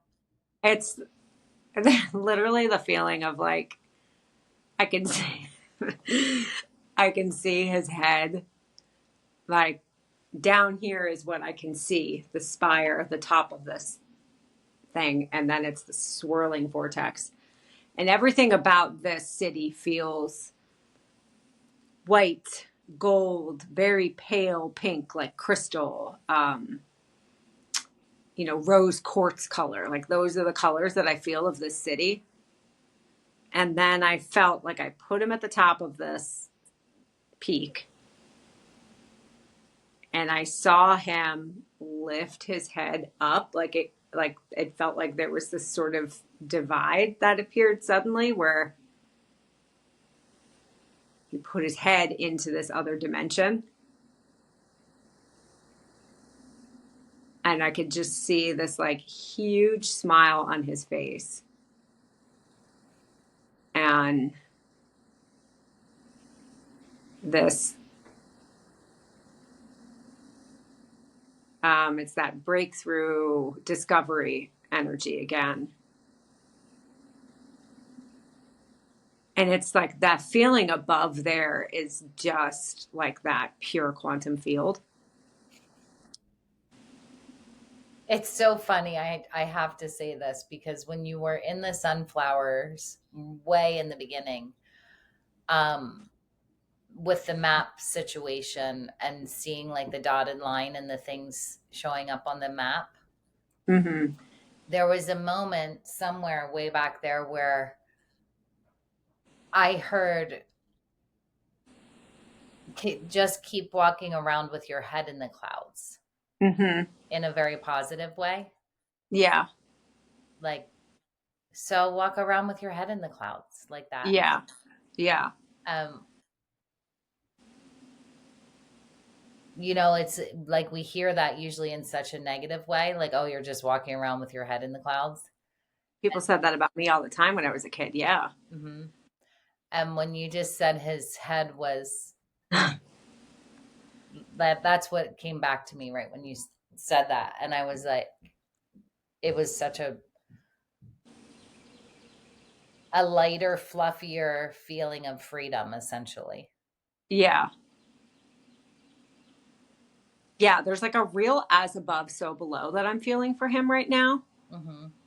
With that feeling of having his head in the clouds up and like all of this information and the blueprint coming online, and then the chiseling into this rock.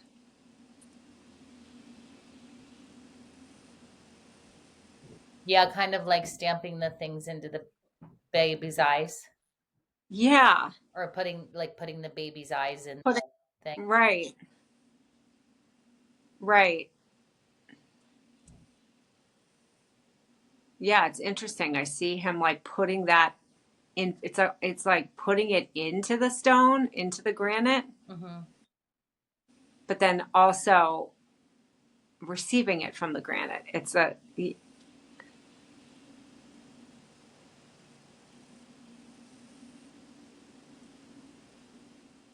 Yeah, there's real like conductor energy I'm getting from him.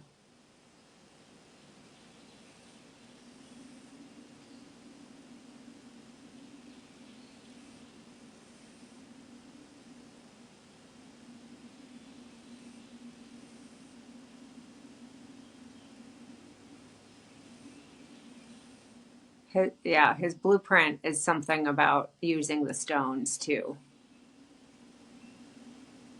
Um,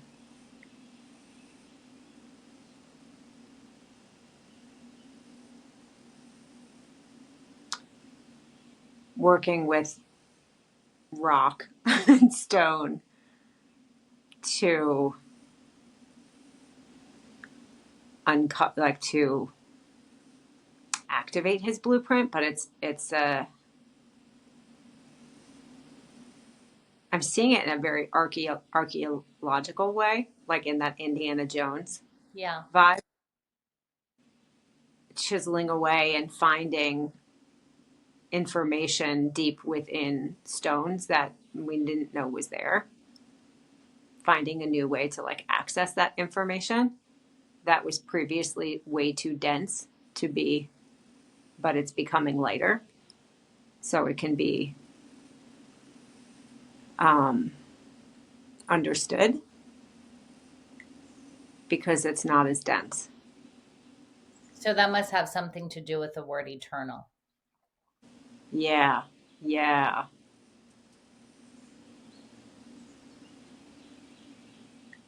Yeah, it's so cool. I'm seeing this like all of this dense energy that's been stored in the earth that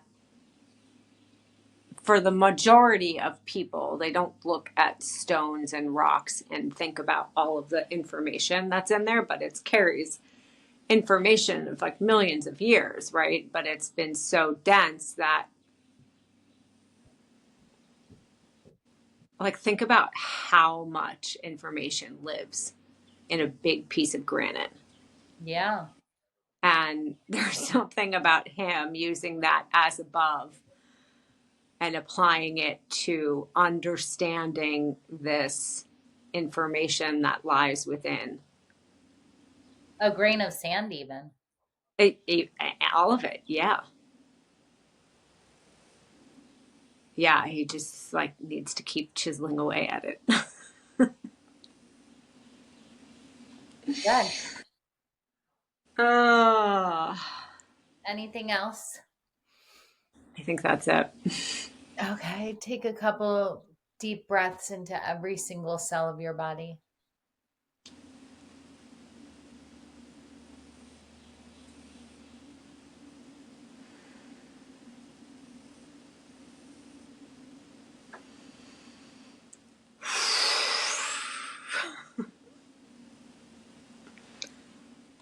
Okay, Alec. I look forward to hearing what your question was. Yeah. And then we'll come back once we know his question, and we'll come back and have a conversation with Alec about all of this. Yeah, I'm very excited about that. Okay. So stay tuned. Yep. Thank you, Hillary. Yeah, thanks, Keish. See you soon. Welcome back to Channel 11. I'm Hillary, and I'm here with Keysha, my co-host, and we have our very first guest since the beginning of Wandering Star, our first guest on Channel 11. This is Alec, and Alec has agreed to participate in this new experiment, and so we're very grateful to have you here, and thank you for your willingness to dive into the unknown with us, Alec. It's going to be great. Before we go into the story, maybe Keysha, you can explain a little bit about what Channel 11 is and why we decided to start this new it's a spin-off of Wandering Star. Yeah. After years of doing this together, we have unraveled a bunch of mysteries of your soul's journey. And along that way, we started tapping into all kinds of other unknown information. And we decided to do this next experiment, or this next step in bringing other people into into what we're doing, and see what happens from there. And I guess I would like to explain it's called Channel 11 because at the time of coming up with the name of this, we were having a conversation about, we were moving through your gene key chart, and the next sphere that we would have been moving into would have been gene key number 11 in your purpose sphere, which is obscurity, idealism, and light, which I personally believe that this session right here that we're about to discuss is the absolute perfect example of all three of those things. So I feel like it's the beginning of, it always works out like that. It's always like, how does this even happen? And so, yeah. It is the perfect story for Gene Key 11. It's really absolutely insane. Yeah. Mm-hmm. Yeah, the 11 to me represents, I mean, it's the number 2, so it's you and I think, symbolically, and how we come from these kind of two seemingly opposite perspectives. And that's what I think is so beautiful about this collaboration for both of us. I think it's actually it's necessary. I believe that. Yeah. The duality and the polarity of the two, and then the master number 11, because I think that we both are pretty solid in our individualism, as the one placement in the number 11. And I think that is absolutely necessary in what we're doing together. I would absolutely agree. Yeah. So this has been super fun. And yeah, we just decided let's see what happens with this and approach people that we know were really into Wandering Star. And that's, that was kind of, we wanted people that have been with us from the beginning. And We wanted you guys to be our guinea pigs. Yes. And so, Alec, yeah, thank you so much for agreeing to do this with us without really knowing what we were doing, because we didn't really even know entirely what was going to happen from this, although we had full trust in the process. And your question was absolutely like the best. So thank you for putting so much thought into that. And maybe just let us know, like, how did you land on that question as the one? Because it's so perfect. Yeah, so that was kind of the thing. I know that we talked earlier.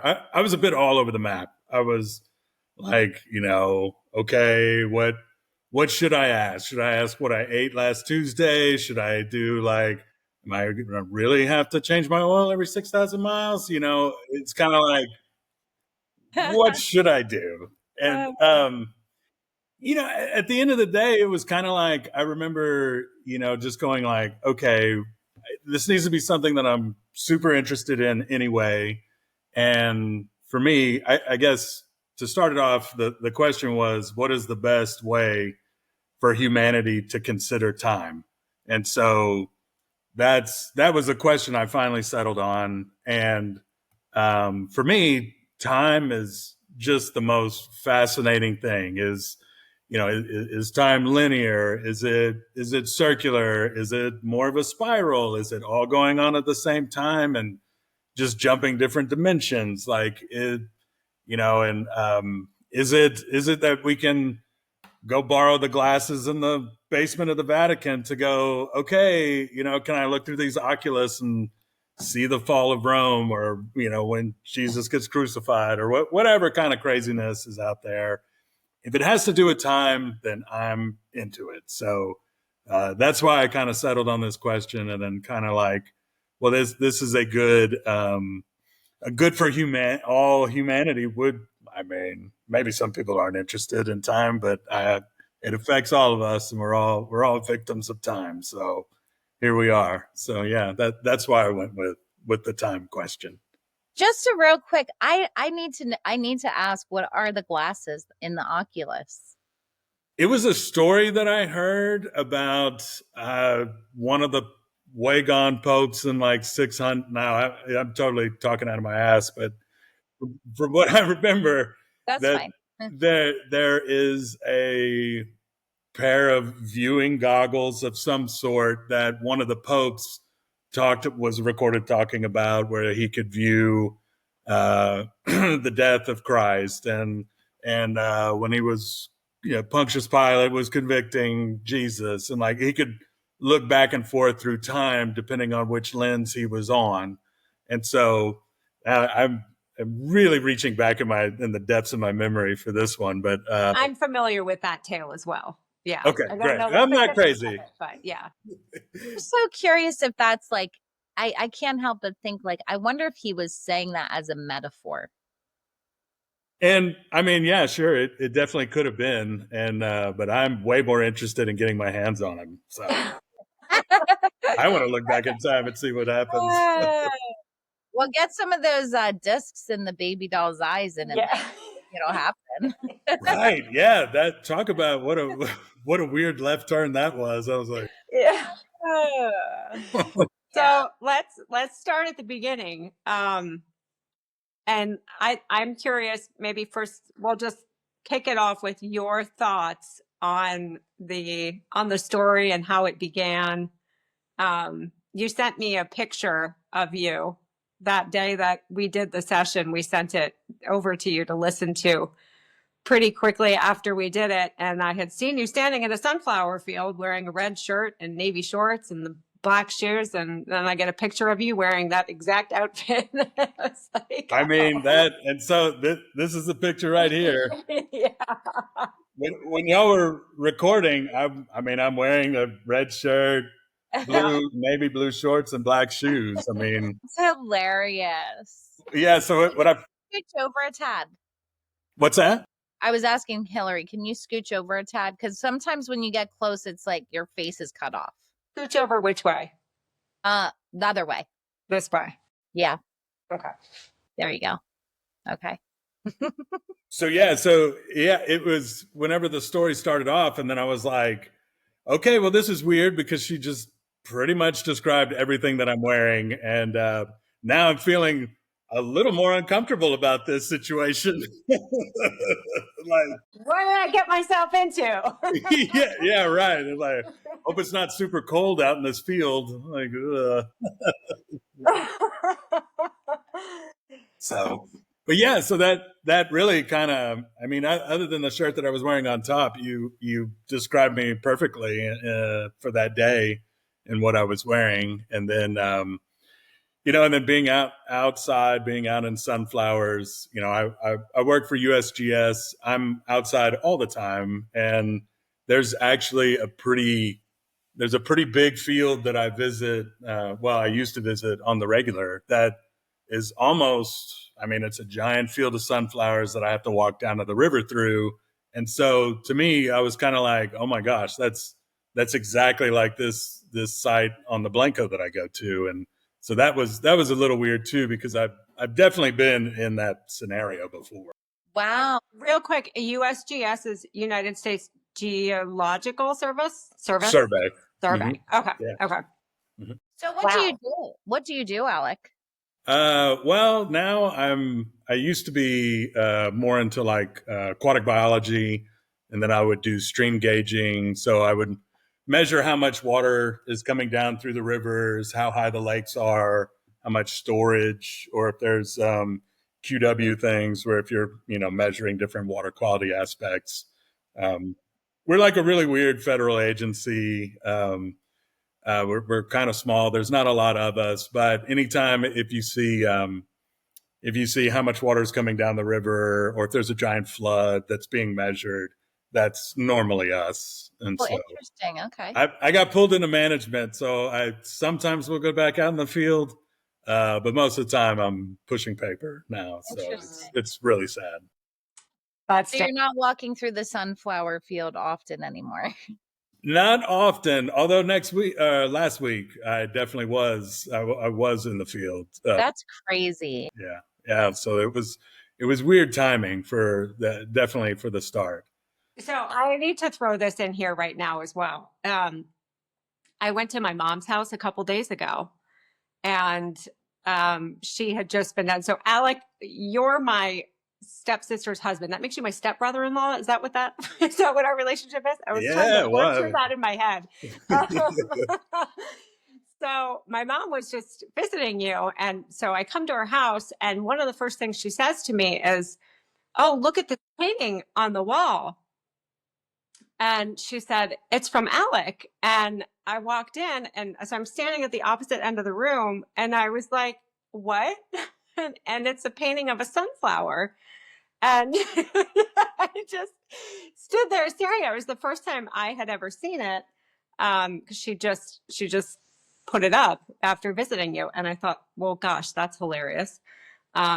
Ever since we did the session, sunflowers have been coming up left and right for me. But I thought that was hilarious that you had given my mom a painting of a sunflower. Yeah, she actually sent me a picture of it framed. Yeah. Yeah, so, it's beautiful. I loved it. It was interesting that was, one of the ones that she picked out of, I don't know, I probably got maybe 60 paintings, in a stack. And it is curious that I didn't even think about that. She did pick a flower in a field. I just stood there laughing, and she's like, "Are you okay?" I was like, "Yeah, it's too much to get into right now, but yes." It's a long story. So anyways, so you're standing in a field of sunflowers, and keep going. I'll let you go before we get into our interpretations. Yeah. And then, standing in the field of sunflowers, and then finding this, ornate manhole cover that kind of, has all the astrological calendar on top, or all the signs.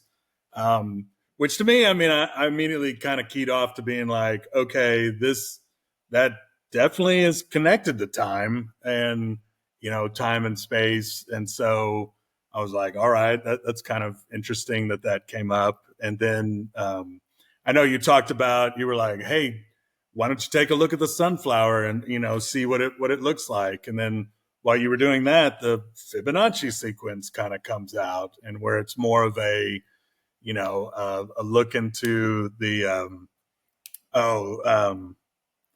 geometry, like the sacred geometry, and that to me is also related, especially in the way that time works. And I know that's that's above my pay grade to actually understand that, but that's it definitely keyed off to me, to being like, all right, we're sniffing around all the right materials, and and then going, having to hit a certain sequence to open this up, and then going into the tight spiral. And then I was like, okay, time and spiral, that's curious. Maybe that's related. And coming into this like factory atmosphere on the bottom, and then, the kind of the robots behind the scenes, and, they're putting these babies in black boxes and shooting stuff into their eyeballs, and like, all right. But then, like, to me too, like, okay, well, maybe this is going like a look behind the scenes, maybe behind the curtain, this is what's happening, and people are getting put in the bodies, and they're lifelike babies, but they're getting put into these boxes and then getting shipped out. Best Buy. Yeah, Best Buy, and how Best Buy is involved. It's a broader conspiracy than I ever thought it would be. But yeah, and like how it, kind of being delivered to a different, maybe, maybe it's some kind of cross dimensional thing that kind of came to my mind, where it's like, well,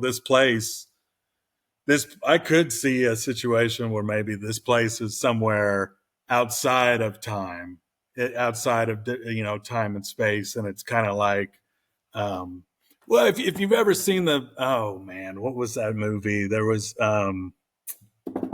was it Albert Brooks? He dies and then Defending Your Life. That's the name of the movie.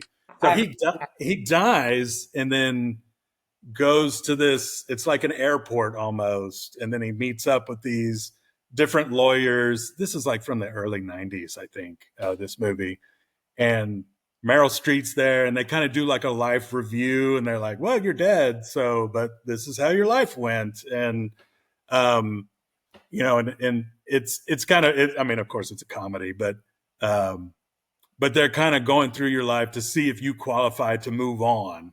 And they don't really describe what the moving on to is, but this is more of a, like an airport, maybe more of a train station a stop on the way to elsewhere. And so then I started thinking, well, maybe this is something where it's more like, this is the start of that. This is the beginning of the line where you kind of move through and then go through. So that's kind of what I thought about.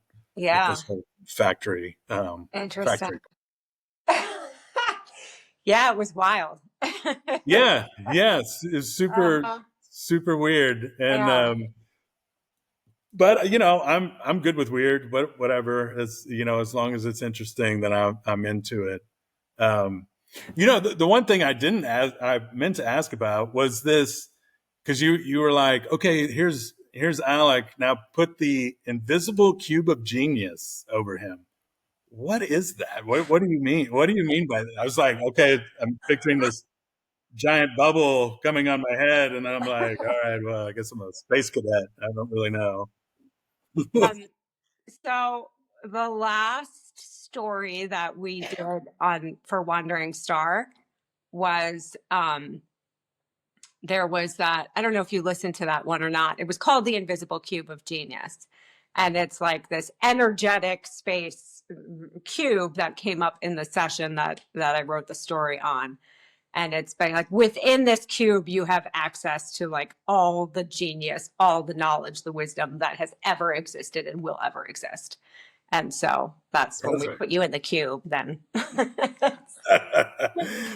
Okay, perfect. That makes sense then. All right. Yeah. Yeah. But the things that you described, like wearing a satchel, that is pretty standard traveling for me. I have a satchel that I use. I don't normally carry chisels and maps in them, but but I could. Maybe you should now. Right, right. What I love about these stories in general is like how, if you're just looking at this story without digging deeper and looking into the specific archetypes and symbols and myths, you might just brush it off like, well, this doesn't really have a ton to do with time. Everything comes through in these beautiful symbolic ways. And I mean, straight from the get-go, like you said, the sunflowers, and the Fibonacci sequence is the golden spiral. And the more, because when we found out your question immediately after doing the session, I had to start piecing through, and the deeper I started digging into it, the more I kept thinking to myself, well, oh my gosh, the whole thing is really about time. And on the surface, it might not appear that way. But when you start peeking further into the symbols, like you said, even the spiral staircase, like that to me is like you are descending down into the dark side, into the programming that we've all been given about what time actually is. You're going deep into that shadow realm where it's robots programming babies, stamping these things into their eyes. It's quite crazy. Yeah. That spiral staircase is also I thought about the Fibonacci too, because it was like, I mean, it is the spiral. So it was like also because it wasn't a straight staircase. It was like yeah. spiral and staircase. it was like both very constrictive and also simultaneously in this expansive place. And that was something like the Gemini symbol kept coming in really strongly in the beginning. And I was seeing like Gemini, and then I was also seeing it kind of shifting into pi, which is I think another mathematical way to look at time through this infinite number, that just keeps going and going and going. And but Gemini, to me, this was interesting. I'm by no means like an astrology expert, but I find it very fascinating. So I like to poke around in this stuff when it comes up. And since Gemini was coming up so much, I immediately asked for your birth date information and discovered that you have quite a bit of Gemini in your chart. And the day that we did this session was the first day of Gemini season. And the day that we're recording this today, where I have a pretty powerful Gemini new moon tonight. So there's a ton of Gemini energy coming in. And that is really all about like the duality, the opposites, the twins, right? Like the shadow and the light, heaven and earth, light and dark, all of that. And to me, a big part of this whole thing was showing both the shadow and the light of time, really, like the two opposite spectrums of it from start to finish. And so that's just like, again, the way that the information comes through is in these ways where on the surface, if you don't really think about what does Gemini mean, then you might miss that little, symbol and how powerfully it showed up throughout the whole session, the whole story. Right. I actually, what I just kind of thought about too is, going through the manhole and then going down the spiral staircase and then, robots, the robot babies, that's kind of going back down in the time and then how it progresses throughout. And then at the end of the story, you guys were like, well, why don't you put him on the peak up at the top of the sphere or on the top of the spire. And then, so to me, it's kind of like, okay, well, we're almost went to the beginning and then ended at the end. And, going up through the different levels. I don't know. That just kind of occurred to me now, which is really curious. Gotta do so. Well, right when Hillary read me the question, instantly for me, what came in was the word eternal. To me, that was like, it couldn't have been a more perfect word to associate with time. That word in and of itself. And I thought it was really interesting that you said this word stands alone. I think you said it twice. Like this word is supposed to be by itself. And so when she read the question, that just instantly is what came into my mind, is that word in and of itself is literally the perfect description. That's the answer to your question. Yeah. Right. Right.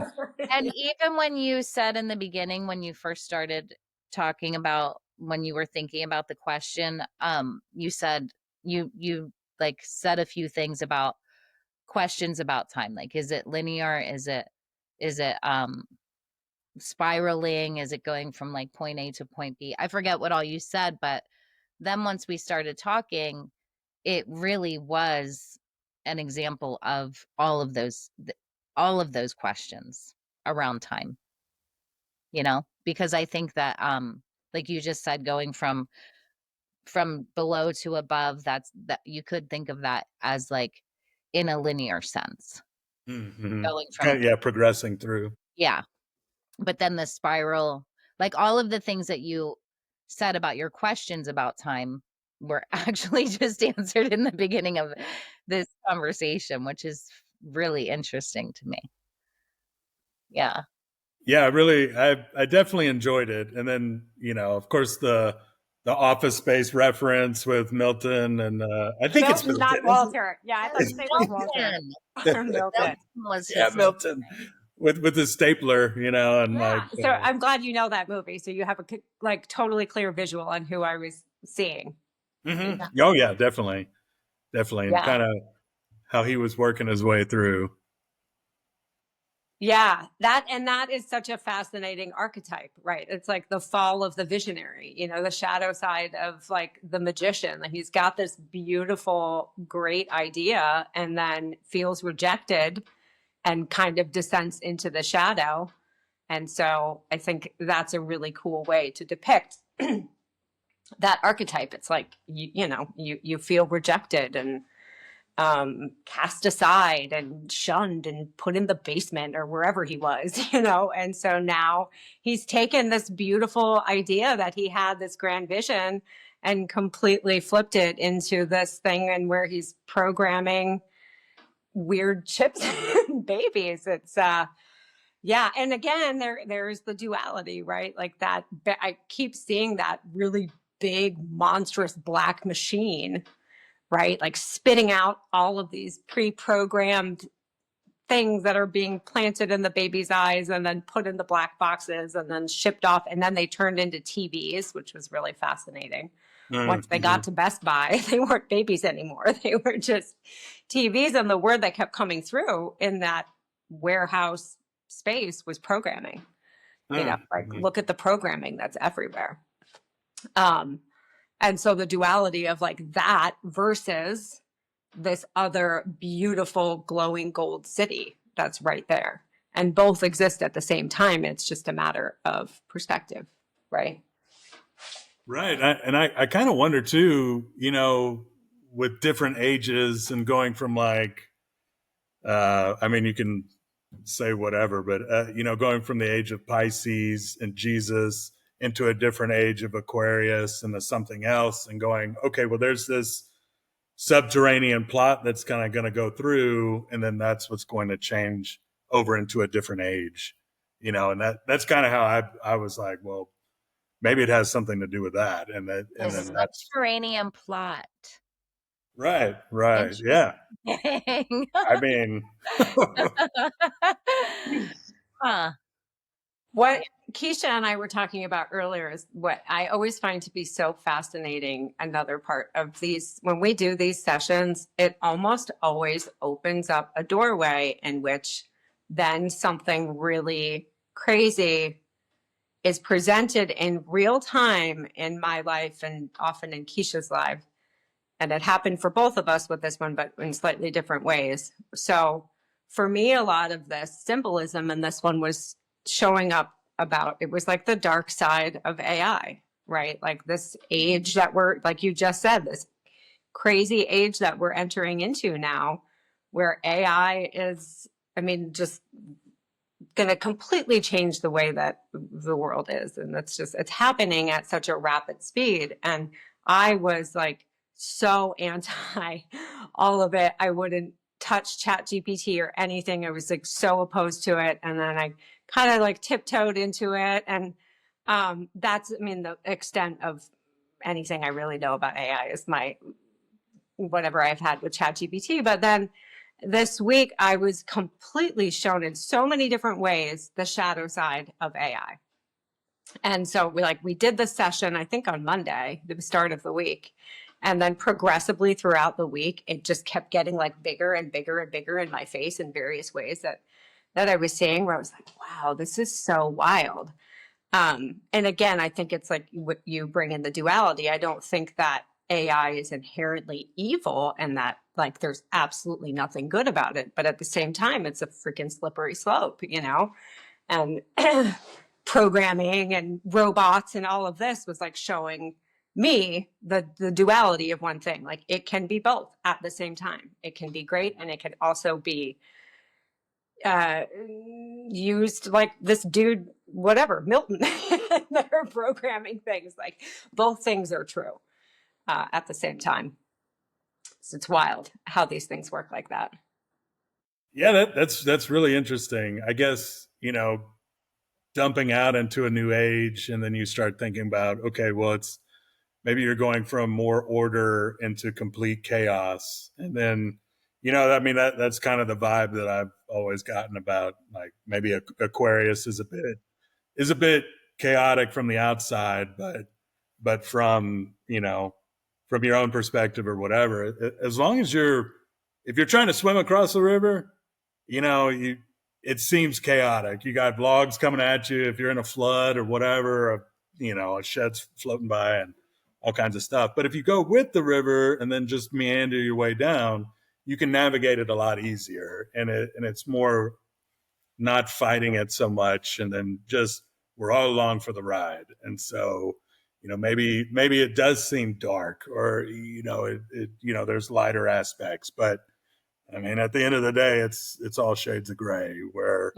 you can make your way through in a positive way, just by not being by being more flexible and not judging too much, and then just kind of going along with the flow until it's time to not go along with the flow. So yeah.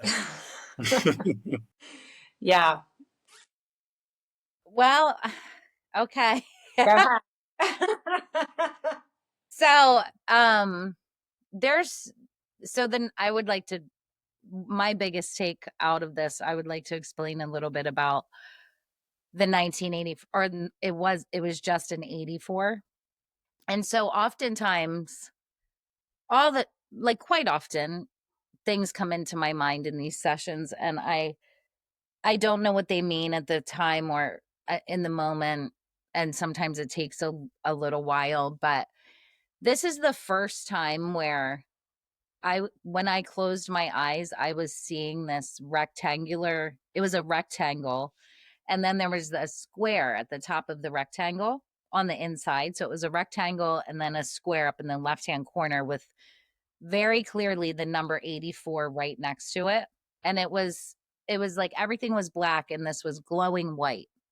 And so, when you have like, if you're watching TV or something and you close your eyes and you have the imprint in your mind, like you can see it still.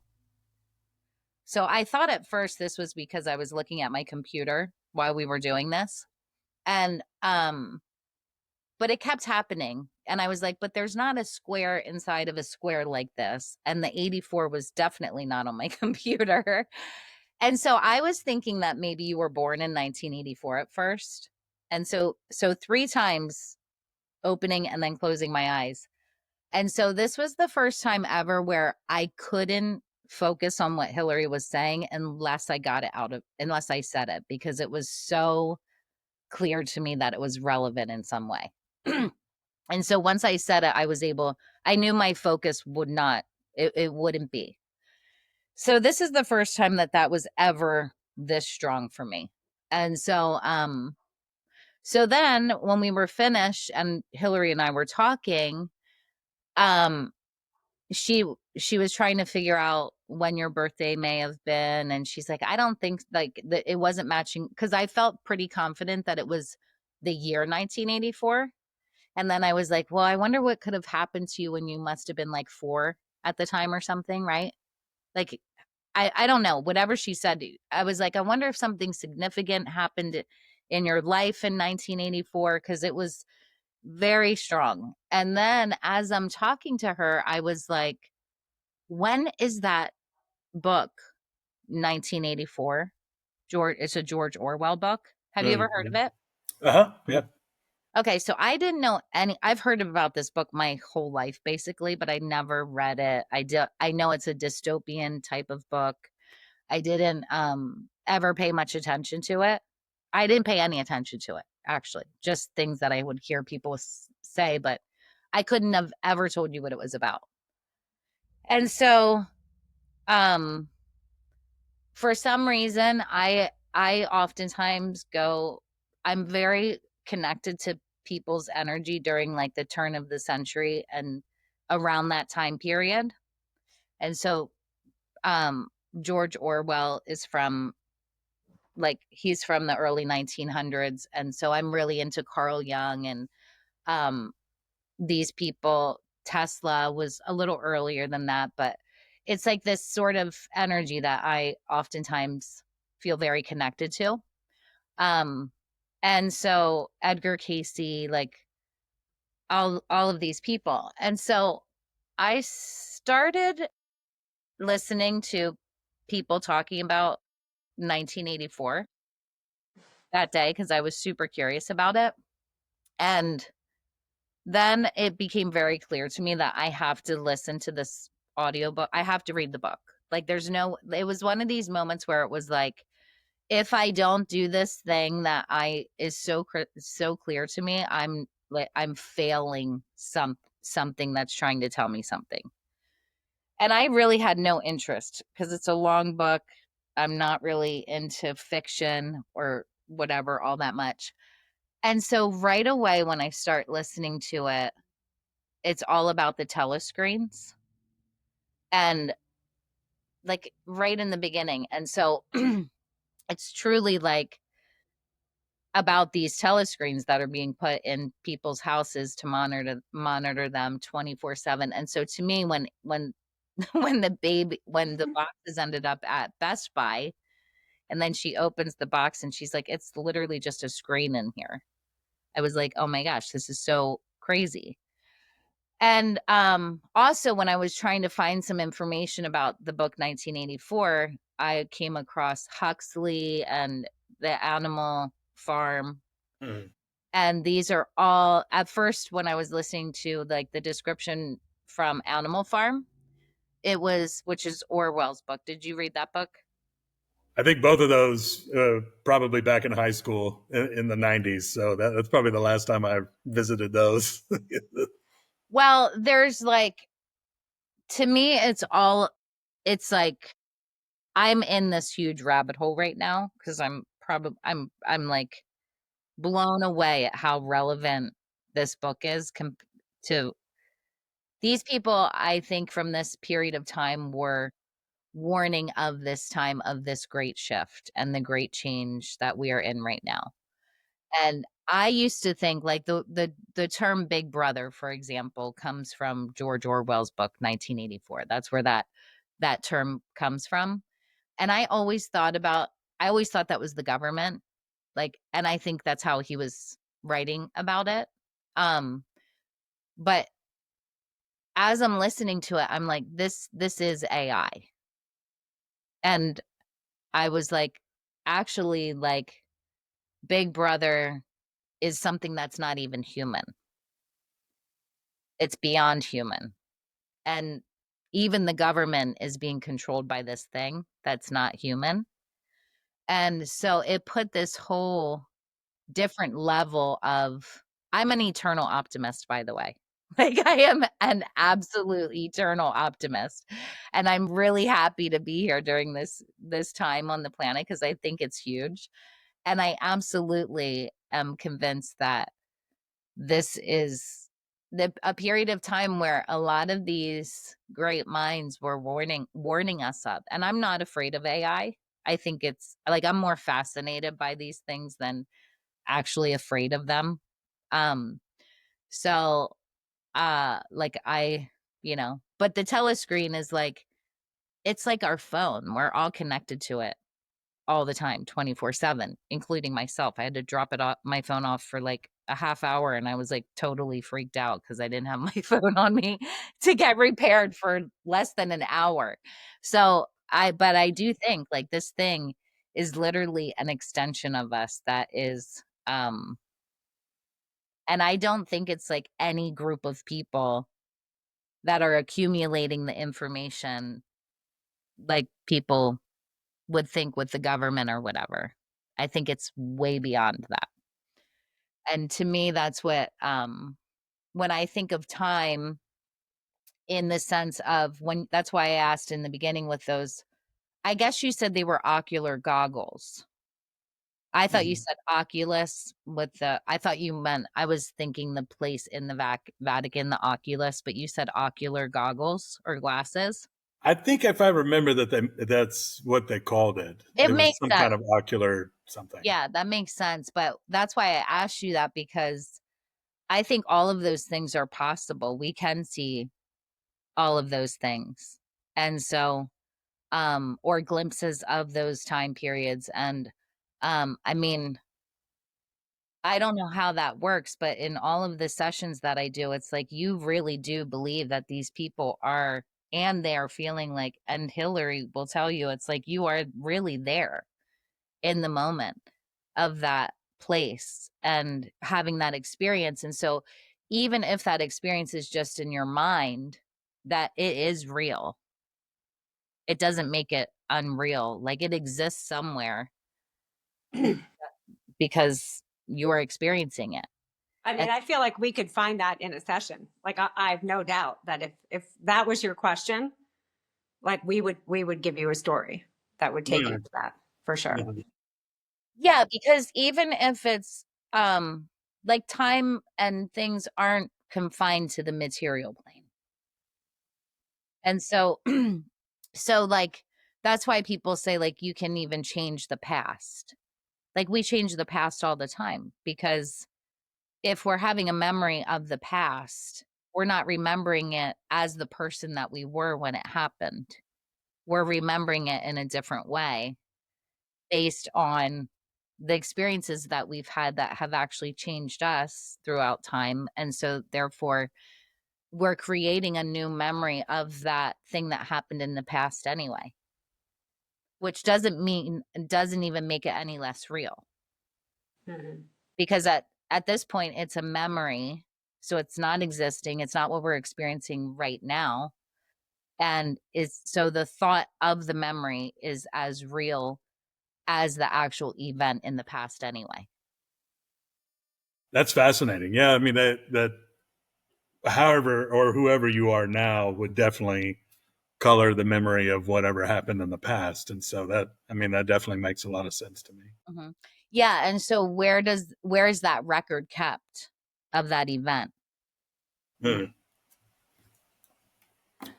I mean, it's all up here. Yeah. Can I just quickly say one more thing about the number 84 that we just discovered, which is super cool? So 84 is also the number of years that it takes the planet Uranus to go through the entire zodiac. Okay. And so I thought that was really interesting. And Uranus is the archetype of like the great like awakener, like this sudden clarity, this lightning flash moment where like you see it's a sudden shift in perspective. And Gemini, and so Uranus is moving into Gemini in July. I can't remember the exact date, and it's in each sign for 8 years. So it's been in Aries for the past 8 years, and then now or in Taurus, and now it's moving into Gemini. And so, and Gemini is all about like communication and the way that we speak with each other, all of this. And so, and I just figured that out at some point last week, but then just before we're having this conversation, and I need to like look at some things I jotted down because we just figured this out. So I was thinking to myself, okay, so if it takes 84 years for this planet to make its entire way through all 12 zodiac signs, where would we be at in time 84 years ago? And it turns out that the last time that Uranus was in Gemini was from 1941 to 1949, which is the exact time frame that the book 1984 was written. This was in like the height of World War II. And it was like the birth of the modern information age. And so then I was like comparing like all of these things that happened then. So you always want to look for themes of things that came up then. And so you can kind of look to like, what can we expect when this planet now moves into this sign? You know, what happened the last time? And then what can we look at now? And it's all about like revelations and leaps ahead in technology and the way that we communicate with each other. And so I thought that was another interesting way to look at how the number 84 showed up in this. And again, the Gemini coming in another time in this really interesting way. Yeah. Yeah. Yeah. And another way to look at like the way the time comes into the whole thing as well. Yeah. Yeah. And I think things do cycle around. I think that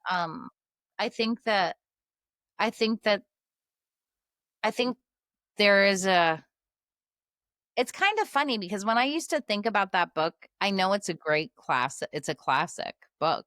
And I kind of thought, I even had some kind of weird, I don't even know. I just hadn't, but I just know that this is the perfect time for me to read it. And when I think about what you just read about the communications and all of these things, like I don't remember, I think the Tesla Tower was built in like 1900, maybe very late 1800s or extremely early 1900s, but that was all about wireless communication and like what we're experiencing now with wireless communication. And so I think that it was destroyed, if I'm not mistaken. And I don't know why, but now I'm really curious about why it was destroyed. Um, and the whole some of the things that are really curious to me in 1984 is like the whole idea in 1984 about, I don't know if you remember this, Alec, but it's like double speak and new speak and old speak. Do you remember those terms? Vaguely, yeah. I'm So, gonna have to revisit this book. so the whole thing, it's so good. And it's one of these books where it's like, his writing, it's like every single sentence is so brilliantly written. Like every single one. Even just as a writer, he's so brilliant, which is even more amazing to me that I haven't read it before. But he has these terms, new speak, old speak, and double speak.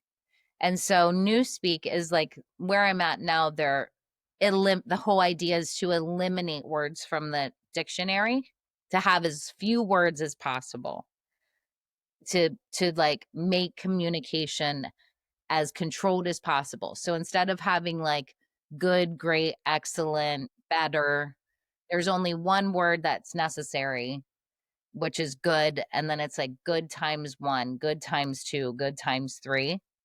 And so the whole idea is that's the new speak. And to control communication and the way people interact with each other, because the whole idea is to basically eliminate love and that's through communicate as little emotional experiences as possible. I'm assuming is the goal. I'm only 12 chapters in.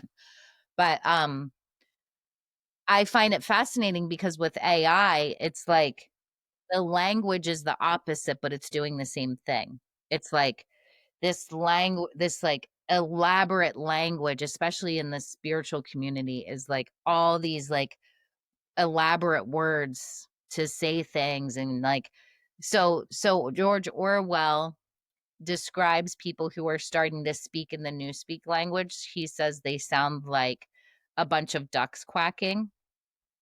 and that's what it reminds him of, ducks quacking, and that's how this spiritual community, some people in it who are using this, like, all of these words to, like, I don't even know, like, it's like excess, and so it ends up causing the same kind of response. To me, it sounds like a bunch of ducks quacking, like, meaningless, Yeah. because it's so far from just, like, reality and simplicity and all the basic.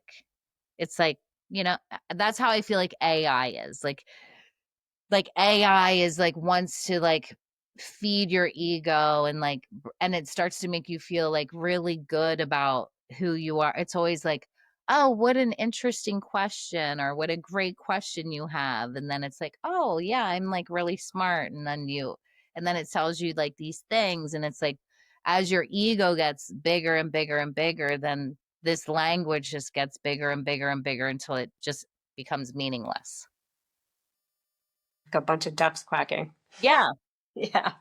Yeah, because people who are putting, like, people who are thinking the same sorts of things, like people that, you know, like in that Hillary and I listened to and that we're interested in, like, we have the same sorts of questions and the same sorts of things we're curious about. And so then all of these people are going to just sound all the same eventually. Mm-hmm. Mm-hmm. And this is like, again, I feel like this is a lot of that same, like Uranus and Gemini, right? It's like this new language is being born and it's coming through, like the mind is Gemini, right? And so you can have like both things are going to be true at the same time. You're going to have things like more of this like telepathy style, um, communication through the mind is going to be happening so much more. It's not going to be just some like, thing that people are like, nobody believes in. I think that's already, you see that happening since the telepathy tapes has become so popular. So you can have that awakening and this like clarity and truth, or you can have this whole thing where you're just lost in this like total illusion, and you and your AI bot, living in your own little bubble. It's like both that you're going to see both the shadow and the light at the same time.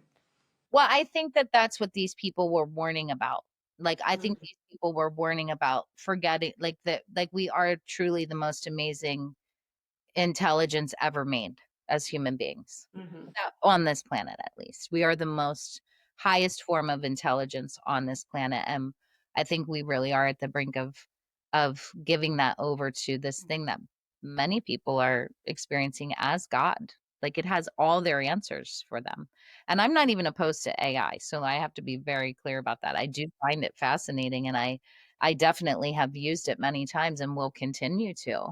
But I view it from, like, nothing will eliminate what God is within me in that way. And so I find it, because I know that I know that I'm like, I know that I understand the intelligence of the natural world is the most incredible intelligence we could ever possibly imagine. And I think these people were warning of this time where we become so disconnected from the intelligence of nature that we're we're we're not even smart enough to understand, like, the rustling of leaves in a forest anymore. If we're lost somewhere, is it like because of the wind, or is it because of danger, for example?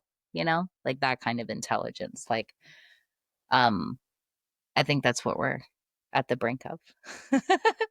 It's so fascinating because I do feel like there is it's more of the thinning of the veil. Like everything is becoming so available, and information is out there at at an incredible speed. But it also, with the telepathy tapes that you brought up, and more knowledge, it just feels like we're almost drinking through a fire hose almost, where it's just like, oh my gosh, there's so much coming at you. And then, even they're talking about strange, I mean, in the news, they're like, oh yeah, well, there was some aliens, I guess. And people are all like, Yeah, all right, all right.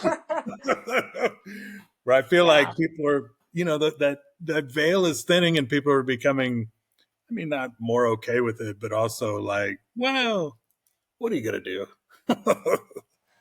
Yeah, I mean, it's a massive shift in consciousness, and the more that these things are like happening all around us. And I mean, I think that, like, for us, this is like part of why we're doing this with Channel 11 is like, you couldn't tell, like, if you told your chat GPT to make you up a story about time, would it be anything as cool as what this story was? Right? Like, this is it. This is the magic of it right here, is like, you don't get this kind of stuff from your bot, but you have all of this within each of us has the ability to bring forth this kind of information. We all have access to it. And the more we get lost in our computers, Scary the thing. less we're going to remember that this is always here. And kind of just, yeah, you can go either way right now. The choice is always ours. And it doesn't have to be, it's all one or the other. It's both and. Mhm. I think that's the scary thing, though. I think that if you ask your bot or your chat GPT to give you a story about time, it will give you a mind-blowing story about time. And it's that people aren't taking the time to find the answers themselves. It is time itself that is actually, because why would they take 2 hours to do something like this if they could just Right. ask, "Hey, could you tell me the coolest story ever about time?" Yeah. GPT, and it will give you an amazing story. Yeah, but still wouldn't be as cool as this one. No, it definitely wouldn't, but it's not as cool just because it doesn't have any emotion attached. Yeah. There's Yeah. still like it doesn't even it doesn't it's the feeling and the emotion that we're becoming so distracted by. Yeah. And what makes people um drives people, like, why are you and I curious about this? Like, um it's I don't think people have time in their lives anymore. That's the truth. They're Yeah. just distracted, Yeah. Yeah. constantly distracted Yeah. Yeah. That's what it is, truly. We by do the have the time. We just choose to spend it in other places. And Yeah. that's Yeah, and I think that's most people's excuse. "Oh, I don't have time for that. I don't have time to meditate. I don't have time to sleep even," you know? mhm. I'm at Best Buy looking at these boxes. Okay, so I want to make sure that we move to the end of this, and that incredible message that came through, and just touching on that, like, it's so funny. I wanted to say this too. It was like a few weeks ago, maybe a month ago, I woke up in the morning and I don't even remember having a dream, but the line, or the very clearly I heard, "What is the truth about Oz?" came through, and this, like, and I was like, huh, interesting. And then I feel like, it certainly was answered in this session as well. Looking at, like, Milton as that guy is like the man behind the curtain programming everything, and simultaneously having this, like, what felt very much in the beginning like you were in front of the Emerald City, but you were, like, kind of turned around in this field of sunflowers and you couldn't see over it. And then it kept showing up in other places as that, like, it was so white that it was this gold glowing holographic city, which I also interpreted as the Siddhi, the Siddhic realm, which Richard Rudd calls it, is your highest potential. That's right, Keish and the Gene Keys. Yeah. And so, like, and that's always right here, right? It's always here, but we're often so distracted that we don't even know that it's here. And so we're turning to other things, our screens, our black boxes, to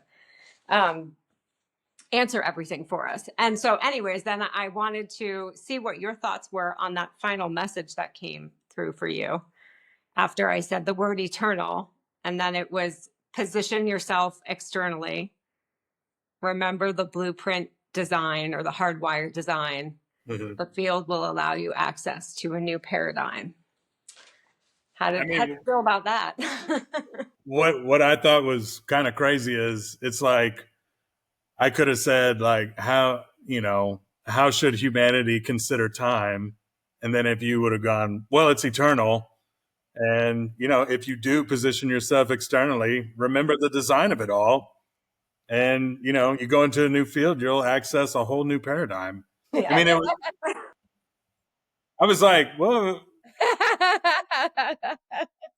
you can't really get much clearer than that.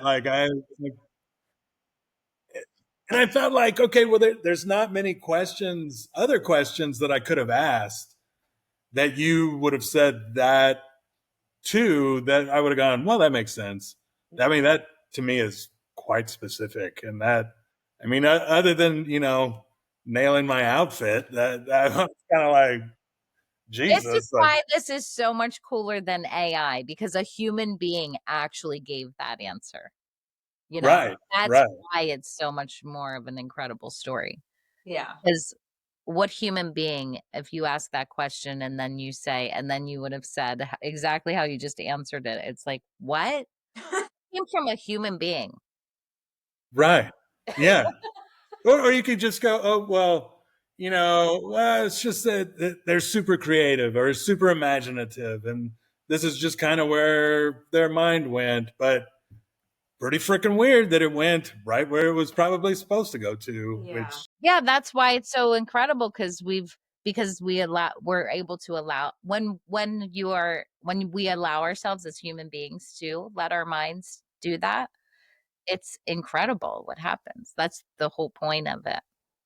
And that's why these screens are so distractive, because if we didn't have them and we were that's how the Egyptians built the pyramids, because their minds just traveled throughout wherever. Right. And that, to me, that's, I don't know. It's very, it's super interesting. And then, even talking to Jess about it, talking to my wife about it and going, and I would tell you, Jess is fantastic to run stuff across, because then she's like, yes, but this, or it's very logical. She's a engineer, and it's like things definitely have their boxes, and I was like, yeah. And so like I'm the dreamer. I'm all over the place. I build stuff. I paint. I do weird things. But if I run it by her, and then she's like, well, that is pretty intriguing, and then that's where I'm like, okay, well, then I know I'm just not being, jumping on some kind of conspiracy theory or whatever. And so, she really balances me out. And yeah, but telling her everything about this and the story, she was like, well, that's kind of bananas. I was like, yeah, that's bananas. Yeah. It was pretty bananas. It was such a cool, the ending too, when you're with that big granite rock and your chisel, and then what you found in there was an eye.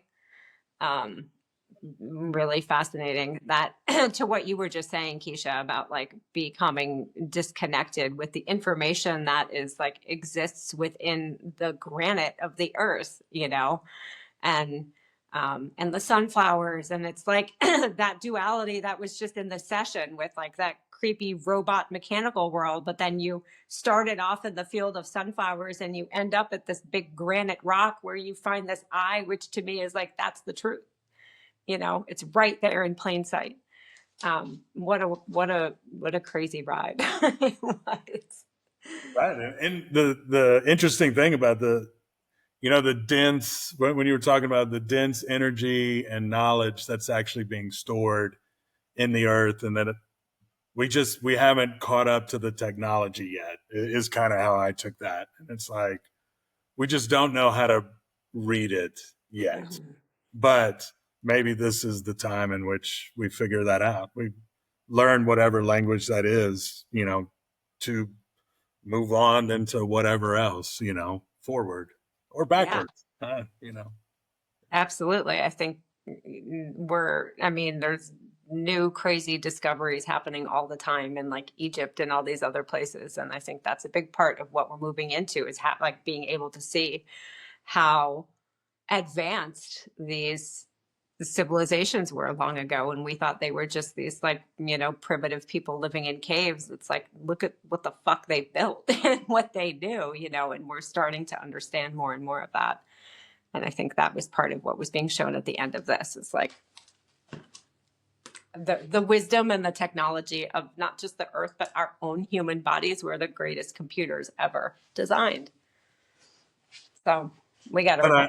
I definitely enjoyed you saying like, you know, keep your head in the clouds. Cause that, I mean, I feel like when you were describing me wandering around the sunflower seed and you're like, it kind of looks lost. I was like, okay. Like she definitely could be looking at me right now because I'm very directionally challenged. So it's like, okay, but yeah. That's amazing. Yeah. I've had that my whole life too. My grandfather was always said, you got your head in the clouds, kid. Not like it was a bad thing either, just like stating the obvious. You know, it's like, yep.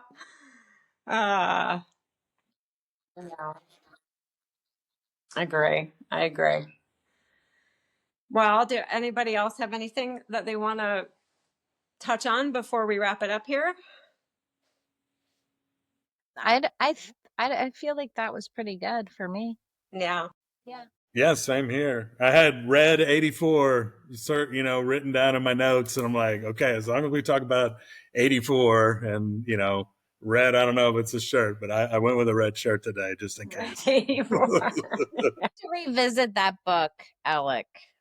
Right. Yeah. Yeah. I'm gonna have to read that. So It's wild. And keep in mind, like, there's like these little, I just want to say this really quickly. There's like little things because it's like, how did this guy write this in 1940 or whatever it was? You know, it was written in 1940. And he'll say, he like gave a description of the one guy and he's like, he doesn't, his eyes are like discs, he oh. says, Huh. which is interesting because those eyes in the babies were like discs. They were like computer chips. And so, well, they were computer chips. And so there's different things that he says that are, it's wild. But I also, something you said, I do want to say this before we wrap it up because I don't want to sound like a negative person. I don't want to be like a 1984 doom and gloom kind of person. Because I do think that every single thing that's happening always is happening exactly how it's supposed to be. And even when you said something, what did you say? You said about the veil thinning. And I know I agree with that 100%, but for some reason when you just said it this time, because of what we're talking about, I was thinking about how like even 5G and these technologies that are supposedly destroying like the ozone and all of the environment and all of the things, right? More like destroying the planet. In this moment, for the first time ever, I was thinking about how that could actually be called like the thinning of the veil. Like maybe even this thing that we have created is actually necessary in order to do something energetically in the ethers or whatever. And I would have never even thought about that concept before. I've thought about it on many different levels, like with the telepathy tapes and autism and all of this kind of thing and these vaccines or negative things that people think cause this thing. It's like this stuff had to happen in order for us to have this experience so that we can actually um wake up to this possibility that we have as human beings.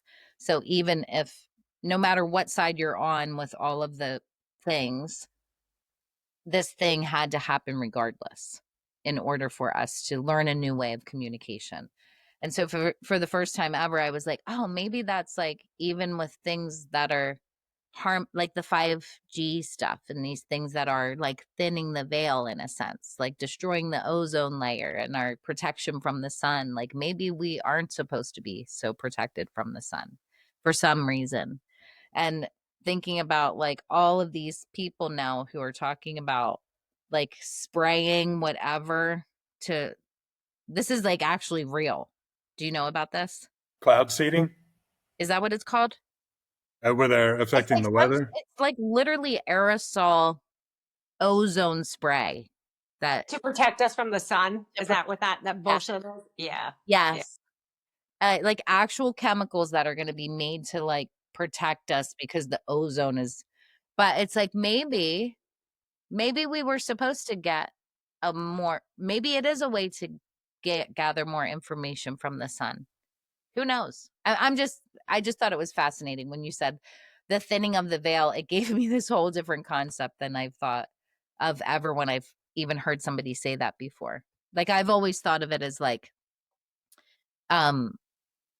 us and the other side, as far as like when we die, spirits and souls, and like the veil is thinning and soon we won't be afraid of death. I've thought about it in all of those ways, but I never thought about it as like actually the air is actually thinning so that we can receive information in a different way. Maybe it's more of a thinning of the blindfold. Yeah. Where you can actually see a lot more. Yeah. That's very interesting. Yeah, it's Wild interesting times. Wild time to be alive. Yeah. I know. I mean, we all chose to be here at this time Absolutely. to experience this, whatever this is. So Yeah. It's Yeah. amazing. right. Yeah. But it's also like it, I mean, it just, there's people living in just totally different worlds right now. There's some people that are just absolutely living in the state of complete fear of what's happening. And I don't blame them. I mean, there's some crazy shit going on. But you also have the choice to, I don't know, look at what's happening. Like you just said, everything is happening, I believe as well, like for the good in it. Things have to happen in destructive ways sometimes for us to understand and make this next leap into the next evolution of consciousness. Which means we all could possibly die and kill ourselves in the process. Which would be the next evolution of that is a possibility. Yes. Yeah. Like, well, shit, this is what we were talking about. I mean, yeah, Yeah. that is a possibility. I mean, it's because we're just energy anyway. So it's like, I mean, I don't think that's going to happen. And I love being a human being and I love this planet. But I'm just saying, like, the amount of fear that people live in because of death, essentially, is, energy cannot be created or destroyed. So.